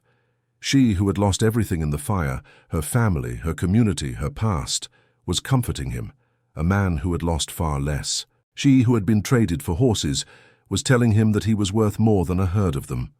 "I can't do it alone, Sarah," he said, the words a raw, honest confession that stripped away the last of his pride and his cynical self-reliance. She squeezed his hands, her grip surprisingly strong. "You are not alone," she said, her voice a fierce whisper. "You will never be alone again. We are in this together. We will find a way. We will rebuild. We will make this ranch a home again, a better home than it ever was." He looked at the blackened, desolate landscape outside, at the scarred, empty fields. He had seen himself as a failure, as a man who had lost everything. But as he looked at her strength, at her unwavering belief in him, he saw a new truth. He hadn't lost everything. He had lost a piece of land, a part of his past, but he had found a partner, a reason to fight, a reason to believe in the future. He had paid for her along with the horses, a human being traded for livestock, a transaction that had been born of desperation and loss. And now she was the most valuable thing he had ever owned. She was his future. And together they would rise from the ashes, a new testament to the power of love, resilience, and hope. Just as Elias and Sarah began the slow, agonizing process of picking up the pieces, a new figure appeared on the horizon, his silhouette a stark, weary line against the desolate landscape. He was an older man, his face a road map of deep lines and wrinkles weathered by years of sun and hard living. He rode a tired old horse, its head low, and his eyes, a startling shade of blue, seemed to hold a world of profound sadness and regret. As he approached the ranch, he dismounted slowly, his gaze sweeping over the blackened fields, a look of unutterable grief on his face. Elias, who was on his knees mending a broken fence post, felt a cold dread settle in his stomach. He didn't know the man, not in his mind, but his body knew. A primal instinct told him that this man was a ghost from a past he had worked his entire life to bury. "Elias Thorne," the man said, his voice a low, gravelly whisper that sounded both foreign and achingly familiar. Elias straightened up slowly, the hammer clutched in his hand. His gaze was fixed on the man's eyes, and he felt his breath catch in his throat. He knew those eyes. They were the same startling shade of blue as his own. They were the eyes of his father. "Who are you?" Elias asked, his voice strained and tight, a knot of old rage and pain tightening in his chest. "I am Samuel Thorne," the man said, his voice cracking with a fragile emotion. "I am your father." Elias dropped his hammer, the loud clang echoing in the desolate silence like a gunshot. The sound was an abrupt punctuation to the 2 decades of silence that had separated them. He hadn't seen his father since the day his younger brother, Caleb, had died. The past he had buried, the pain he had tried so hard to forget, was now standing on his doorstep, a living, breathing ghost. Samuel looked at him, his eyes filled with a mixture of sadness and regret that had clearly been a constant companion for years. "I heard about the fire," he said, his voice low and apologetic. "I came to see if you were all right." Elias felt a surge of rage so cold and intense, It made him physically sick, a rage that had simmered just beneath the surface of his solitude for 20 years. "All right," he scoffed, the word filled with a bitter, lacerating irony. "You leave me for 20 years. You leave me to bury my brother alone. You leave me to live with the guilt. And you come here now, a ghost from the past, to ask if I'm all right." Sarah, who had been standing a short distance away, watching the tense confrontation, walked over to stand beside Elias, her hand gently but firmly on his arm. She felt the raw, unfiltered rage radiating from him, a powerful, almost physical force that had been kept hidden for so long. She looked at Samuel, at the profound sadness in his eyes and in his posture.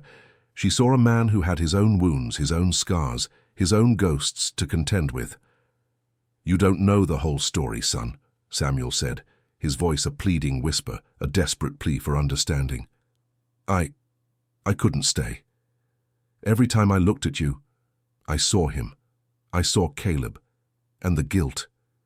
It was too much for me to bear. I had to leave."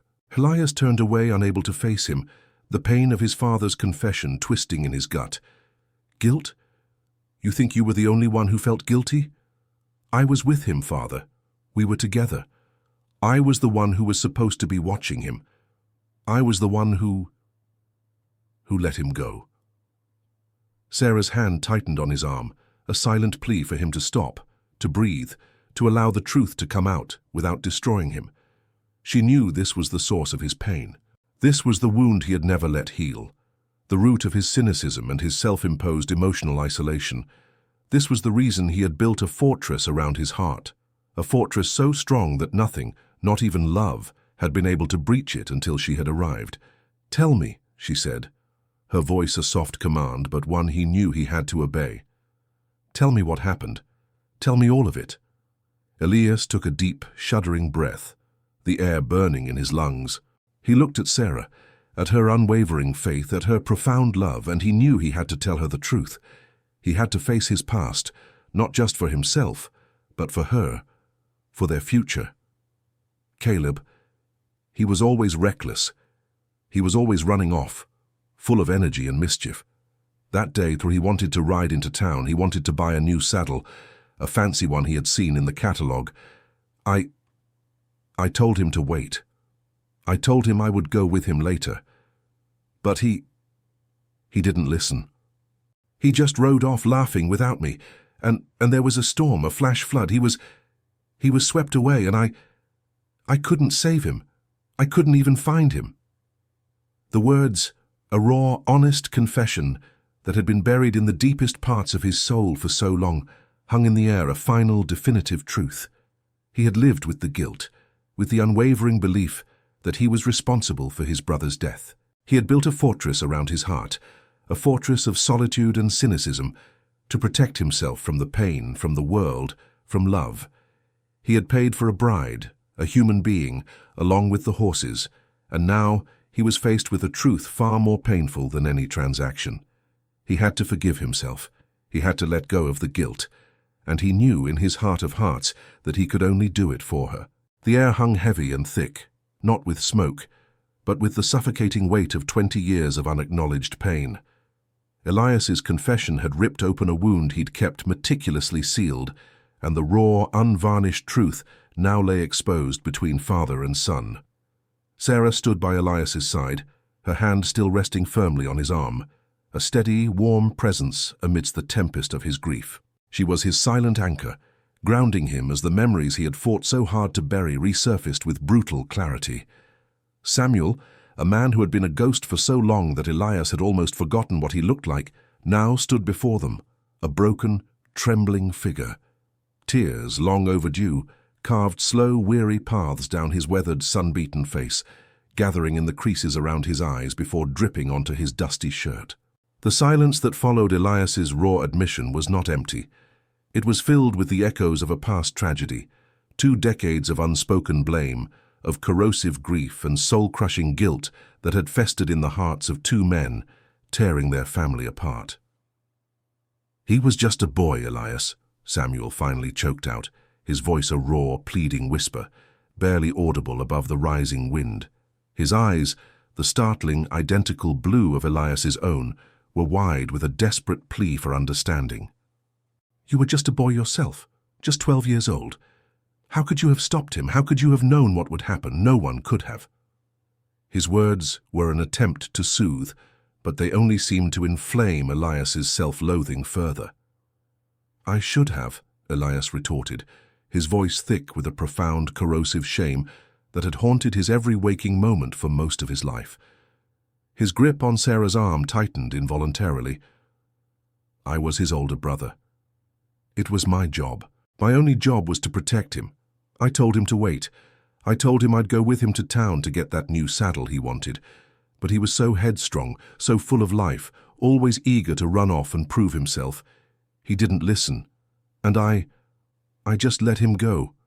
I failed him, Father. I failed him the worst way a brother can." The words came out like broken glass, each syllable a shard of the pain he'd carried, a testament to the belief that his brother's senseless death was his ultimate failing. The image of Caleb, small and exuberant, riding away on his pony, laughing into the wind only to be swallowed by the fury of an unexpected flash flood, was a constant, searing brand on his soul. Sarah felt the shudder that ran through Elias's large frame, the deep guttural sound of his sorrow. She understood this pain, this unjust burden of blame. It mirrored her own. She knew the insidious way guilt could wrap itself around a heart, convincing it of complicity in a fate beyond one's control. She took a deliberate step forward, pulling Elias slightly closer, her quiet determination radiating outward. Her voice, though soft, was laced with a fierce whisper that seemed to cut through the oppressive air, sharper and clearer than any raging torrent. "You are wrong, Elias," she said, her green eyes filled with a clear, unwavering conviction that left no room for argument. Her gaze was direct, meeting his with an intensity that demanded he listen, truly listen. "You are not a failure. You were his brother. You loved him. But you were not his keeper, not in the way you mean. You couldn't have saved him. No one could have. You couldn't have stopped a flash flood. You couldn't have changed a storm that came out of nowhere. Just like I couldn't have stopped a lightning strike or prevented a broken mill wheel." Elias looked at her, truly looked at her. Her words struck him with the force of a revelation, a profound, life-altering truth that chipped away at the bedrock of his decades-long self-condemnation. She was speaking from a place of deep, old wounds, from the bitter ashes of her own undeserved guilt. She who had lived with the false burden of causing a tragedy that was purely an act of God, was now, in her infinite empathy, offering him the purest gift, the gift of understanding, the gift of forgiveness for himself. He had been so terribly blind. For so long he had seen her as a victim of a cruel, judgmental world, an innocent soul cast out. But he had never fully grasped her as a survivor, a quiet warrior who had found a way to let go of a guilt that was never hers to carry. And now, with the gentle but firm hand of a healer, she was teaching him to do the same. "You have been punishing yourself for 20 years, Elias," she continued, her voice softening slightly, but maintaining its firm resolve. She articulated the truth with a clarity he'd never allowed himself to hear. "You have been living with a wound that you were not meant to carry, a burden that was never yours to bear. You have been a prisoner of your own guilt, locked away in a fortress of your own making, believing you deserved the solitude. And I have been a prisoner of mine, believing I deserved the judgment and the loss of my family." Her gaze swept between Elias and Samuel, encompassing both their shared agony. "But we are free now. We are safe. We are home here on this land with each other, and it is time to let go of the past, to unburden ourselves from what we never truly caused." Elias felt a tidal wave of emotion crash over him, relief, sorrow, overwhelming gratitude. His eyes, usually guarded and steely, filled with a new, profound tenderness as he gazed at Sarah. He had paid for a wife, a human being traded for livestock, a transactional arrangement born of desperate circumstances. And now she was giving him a gift that was truly priceless, the gift of self-forgiveness, the promise of true freedom from his past. She was a mirror, a clear, unflinching reflection of his own pain, his own brokenness, but also Startlingly, his own capacity for healing and love. She saw beyond his rough exterior, past the scars of his grief, to the man beneath, the man who yearned for peace.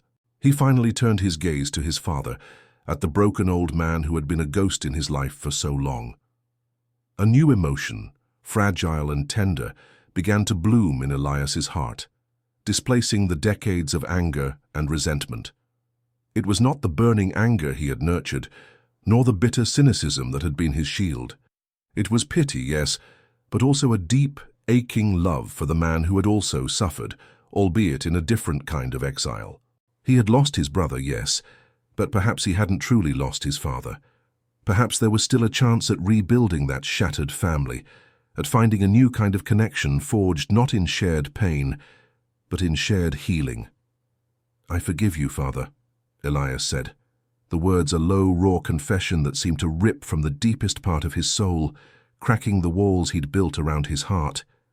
It was a release, a letting go of a burden that had bowed his shoulders for half his life. "I forgive you for leaving. I forgive you for your own pain. I forgive you for everything."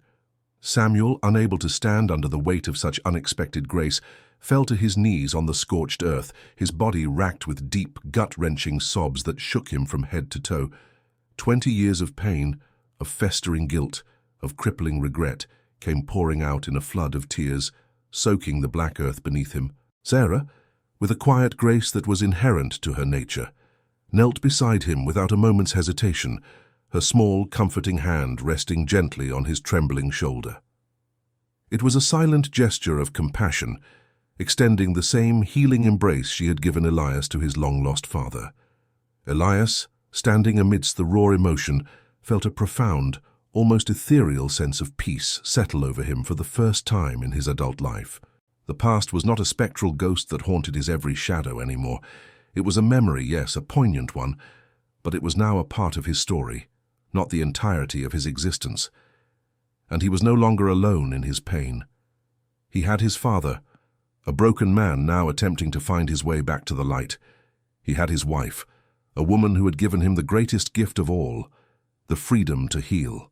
He had paid for her along with the horses, a human being traded for livestock, a transaction that had inadvertently led him to this moment of profound grace. And now, he was a man who had finally, truly, come home, not just to a place, but to himself, to his family, to the promise of a future unburdened by the ghosts of yesterday. The days that followed the profound act of forgiveness were a whirlwind of activity, a vibrant tapestry woven with threads of rebuilding and reconciliation. Samuel, who for 2 decades had been nothing more than a painful ghost in Elias's memories, was now a constant, tangible presence on the ranch. He was a quiet man, his words still sparse, as if weighed down by the years of silence and sorrow, but his actions spoke volumes. Each swing of his hammer, each post he dug, each plank of lumber he hauled was a silent, earnest apology, a testament to his fervent desire for atonement. He worked with an unyielding intensity, his hands so strikingly similar to Elias's, scarred, calloused and strong, toiling tirelessly alongside his son. They mended fences that the fire had consumed, dug new post holes in the still scorched earth, and hauled fresh lumber to reconstruct the vital barns that had turned to ash. It was more than mere labor. It was a shared penance, a physical manifestation of their collective will to resurrect their home from the ashes. Elias, with Sarah steadily by his side, was a man utterly transformed. The hard shell of cynicism that had encased his heart for so long had finally cracked and crumbled. He was no longer the bitter, solitary loner, guarding his pain like a precious treasure. Instead, he had blossomed into a natural leader, a devoted partner, and most profoundly, a son who had miraculously found his father again. The town's lingering judgment, the whispering condemnations that had once wounded Sarah so deeply, now seemed utterly inconsequential, a distant, irrelevant noise compared to the vibrant symphony of their renewed lives. His entire world had shifted, solidifying around this ranch, this nascent family, a fragile yet fiercely protected circle of love and resilience. The physical landscape might have been ravaged, but the emotional landscape of their lives was undergoing a miraculous greening. Despite the emotional healing, a tangible, pressing problem remained: the money, or rather the severe lack of it. The fields, once lush with grazing grass, were still barren, a stark black testament to the fire's fury. The horses, though miraculously saved, were still at risk. Without proper grazing land, without the means to feed them through the harsh winter that loomed, they would inevitably have to be sold, scattering the very foundation of Elias's life and the initial, albeit transactional, bond he shared with Sarah. This financial shadow stretched long over their daily efforts, threatening to extinguish the fragile flame of hope that had just been kindled. But as they worked, digging, hammering, and planning, a new idea, a plan born not of desperation, but of hope and deep, abiding love, began to take shape. It was Sarah who voiced it, her quiet conviction cutting through the weariness. "We will not sell the horses," she declared, her voice filled with a surprising yet unwavering resolve. Her eyes, fixed on Elias, held a light that defied the desolate landscape. "The horses are not just your livelihood, Elias. They are our future. They brought us together. They are a part of us now. We will find another way. We can sell the carvings." Elias, who had once scoffed at the very notion of her art, viewing it as a quaint, impractical hobby, now saw it with entirely new eyes. Her talent, her boundless passion, her intricate art, the very expressions of self that the rigid Amish elders had condemned as a sin, as a distraction from God's work, were now emerging as their unexpected salvation. It was a beautiful, profound irony. Her hands, which had once trembled with the memory of a mill wheel, now held the power to carve their future, to transform raw wood into sustenance and hope. The decision made, they meticulously prepared for their venture. They could not return to their small, judgmental hometown. Instead, they loaded a sturdy wagon with Sarah's carvings, carefully wrapped in blankets, and set out for a larger, more bustling town further west, a place known for its more open-minded populace, its vibrant market, and its less intrusive curiosity. The journey was long, filled with anticipation and a nervous excitement that Elias hadn't felt in years. Sarah, clutching a particularly intricate carving of a stallion, hummed softly, a melody of hope against the rhythmic creak of the wagon wheels. Upon arrival, the market was a sensory explosion. The air hummed with a cacophony of voices, the scent of fresh bread mingling with spices, and the vibrant colors of produce and textiles creating a stark contrast to the monochrome of their fire-scarred ranch. They set up their stall, a simple wooden table draped with a clean canvas, upon which Sarah carefully arranged her creations. Each carving was a testament to their arduous journey, a silent, eloquent story of survival, resilience, and the blossoming of an unexpected love. There was the small wooden horse, the first piece she had carved after Elias had given her the oak block, its wild spirit captured in miniature. There was the intricate carving of Elias himself, his rough features softened by Sarah's loving hands, portraying not just his rugged exterior, but the kind heart she had discovered beneath. And there was a miniature carving of their ranch house, not as it was now, scarred and rebuilding, but as it was in their shared vision, a beacon of home and hope. Each piece was, quite literally, a piece of their heart, painstakingly rendered in wood.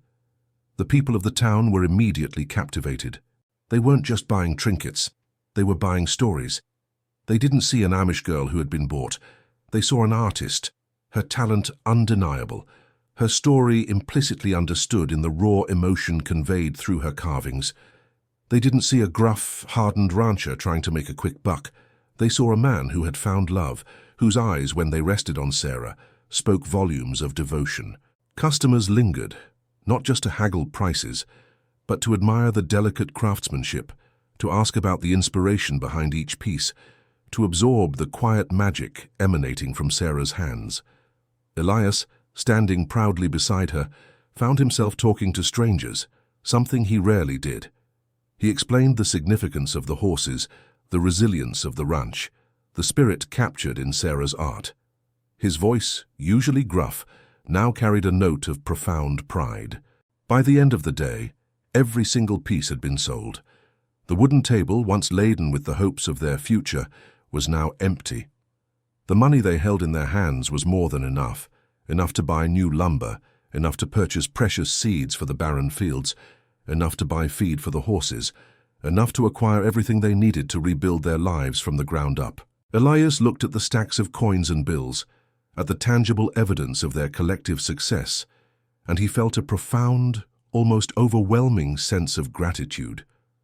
The debt he had carried, the one that necessitated the purchase of Sarah, had been truly paid, not with livestock, but with a far more precious gift, the gift of art, the gift of shared love, and the blossoming gift of hope.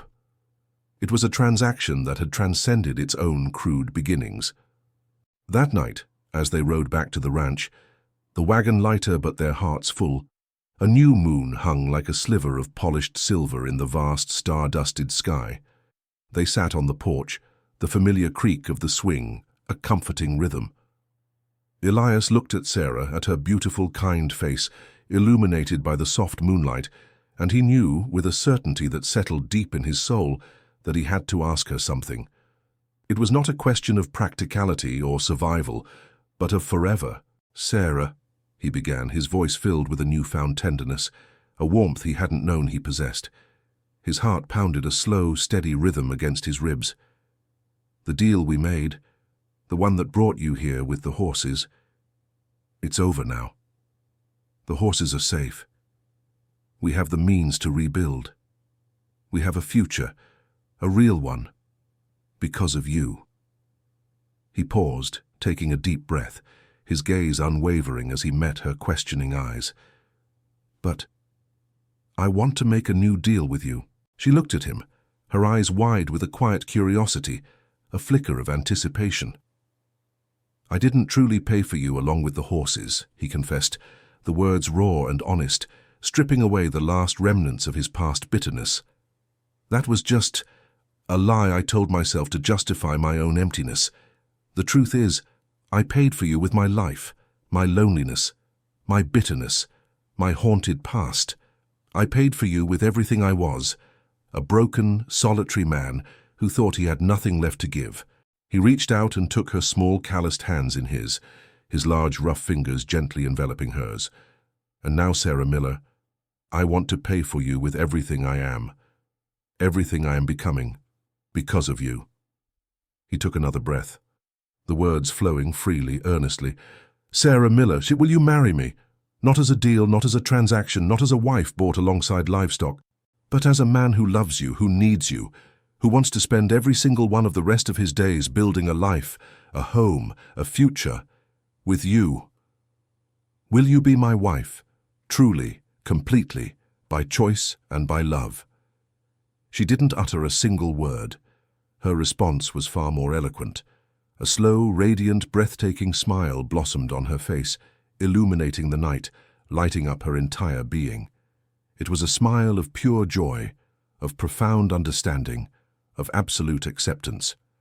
And then her voice, soft as a prairie breeze but firm with unwavering conviction, spoke the single word that would forever change their lives. Yes. He had paid for a bride, a human being traded for livestock, in a deal born of desperation. And now, as he held her hands under the vast star-filled sky, he was a man who had found his life's true purpose, his deepest love, his most enduring hope. Their story was no longer about a cold transaction. It was about a miraculous journey. It was about two broken people, scarred by different pasts, who had found a way to heal each other. It was about a man who had finally found his home, not in a place he owned, but in the heart of a woman he cherished. And it was about a woman who had found a love that was stronger than any past trauma, any cruel judgment, any devastating fire. A love that had transformed a deal into a destiny. The wedding was a small, intimate affair, but imbued with a profound sense of significance that eclipsed any grand ceremony. It was held on the Thorne Ranch, now slowly but surely returning to life, under a sky so intensely blue it seemed to stretch on forever, a boundless promise of an endless future. The air, crisp and clear after the recent rains, carried the faint, sweet scent of new grass struggling through the scorched earth, a powerful metaphor for their own renewal. Elias's father, Samuel, stood proudly by his son's side, no longer a ghost but a man reborn, his presence a silent, deeply moving testament to the healing power of forgiveness and the possibility of second chances. His eyes, though still holding traces of past sorrow, now shimmered with an unmistakable light of pride and affection for his son. The only other guests were a handful of trusted ranch hands, men who had seen Elias at his roughest and now witnessed his profound transformation, and a few kind, open-hearted souls from the new, larger town who had been touched by Sarah's art and their extraordinary story. There was no opulent feast, no grand procession, just a simple gathering of those who genuinely cared, their collective joy a palpable, warming force. Sarah, radiating a quiet inner light, wore a simple yet elegant white dress, meticulously sewn by her own hands from fabric bought with the market earnings. Her hair, so beautiful and now freely uncovered, was a crown of dark curls, softened by a few delicate wildflowers Elias had gathered from a miraculously spared patch of prairie. She was a vision of radiant beauty, not just outwardly but from the depth of her soul, a living, breathing testament to a love that had blossomed from the most unexpected and unlikely of beginnings. As they stood before the itinerant preacher, whose kind eyes held a knowing glint, Elias looked at Sarah and he felt a profound, almost overwhelming sense of peace wash over him. His heart, once a guarded, cynical fortress, now felt overflowing, a wellspring of emotion he had never imagined possible.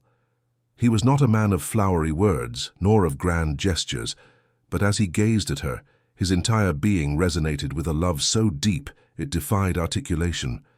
For so long he had believed his life was destined for a solitary existence, consumed by cynicism and a bitter, lonely future. But she, with her unwavering, quiet strength, her boundless empathy, and her unwavering faith in goodness, had systematically dismantled every one of his preconceived notions. She had shown him, with every quiet act of kindness, every shared sunset, every brushstroke of her carvings, that he was profoundly wrong. She had revealed to him that love could indeed grow even in the most desolate and scorched places, that a broken past did not dictate a shattered future. She had shown him that a debt, initially paid with a crude transaction, could be truly honored and transcended with a priceless gift of self, that a fragile promise could be kept whole and vibrant with the entirety of one's heart, and that a truly meaningful life could be discovered in the most unforeseen and improbable of circumstances. The preacher, a man with a booming voice and a kind smile, spoke eloquently of love, of the sacred commitment they were about to undertake, and of the foundational importance of family. He spoke of two souls who, through an extraordinary twist of fate, had found each other across worlds, two disparate lives that had been irrevocably woven together by chance, by a silent, powerful bond that had proven stronger than any adversity. He reminded them that marriage was not just a joining of hands, but a melding of spirits, a shared journey of growth and understanding. When it was time for them to exchange their vows, the moment stretched, suspended in the clear air. Elias, his voice a low, steady murmur, filled with a newfound tenderness and conviction, took Sarah's hands in his large, rough fingers gently trembling. "I, Elias Thorne, take you, Sarah Miller, to be my wife," he declared, each word imbued with the weight of their shared history. "I promise to love you, to honor you, to cherish you, to stand with you through every storm and every sunshine for all the days of my life. The initial deal was never truly about the horses, Sarah. That was merely the path that led me to you. The deal, the true, profound deal, was always about you. You are my home. You are my unwavering hope. You are the very foundation of my life, and I will love you fiercely and completely forever." Sarah, her eyes glistening with unshed tears that mirrored the profound emotion in his, looked at him, her gaze unwavering, full of a love so deep it seemed to glow. Her voice, though soft, carried an unshakable resolve. "I, Sarah Miller, take you, Elias Thorne, to be my husband," she responded, her hand tightening gently in his. "I promise to love you, to honor you, to cherish you, to support you, and to build our life together for all the days of my life. You are not a man who paid for me, Elias. You are the man who saved me, not just from my past, but from a future I dared not dream of. You are the man who loved me when I believed I had nothing left to give, when my own community had cast me out. You are the man who gave me a new life, a new purpose, a new family, and I will love you truly and unconditionally forever." He had paid for her along with the horses, a human being initially traded for livestock in a moment of desperate bargaining. But now, as his lips met hers in a kiss that sealed not just a ceremony, but a destiny, under a vast blue sky that seemed to promise an endless future, Elias knew, with an absolute certainty that resonated through every fiber of his being, that he had made the most important, the most valuable, the most priceless deal of his entire life. He had found not just a partner, but his soulmate. He had a home, not merely a structure on a piece of land, but a profound sense of belonging rooted in the heart of another. He had a family, rich with the complex layers of forgiveness and renewed connection. He had a love that was stronger than any fire, any flood, any past trauma, any judgment that the world could cast upon them. He had a wife, a true companion, and in her he had found everything. The horses, the magnificent herd that had been the unwitting catalyst for their extraordinary journey, now grazed peacefully in the newly green pasture, a living, breathing testament to their enduring love and resilience. The ranch, meticulously rebuilt and stronger than ever, stood as a beacon of hope and a vibrant testament to new life, its scars now symbols of survival rather than loss. The past was no longer a haunting ghost, but a cherished memory, a once raw wound that had healed into a profound, empowering story of survival, forgiveness, and transformation. The future stretched before them, a wide-open vista, a boundless promise of a shared journey they would take together. One day, one sturdy step, one loving breath at a time. The initial deal was indeed closed, its transactional nature utterly eclipsed by the immeasurable value of what had been forged. Their love, however, was forever,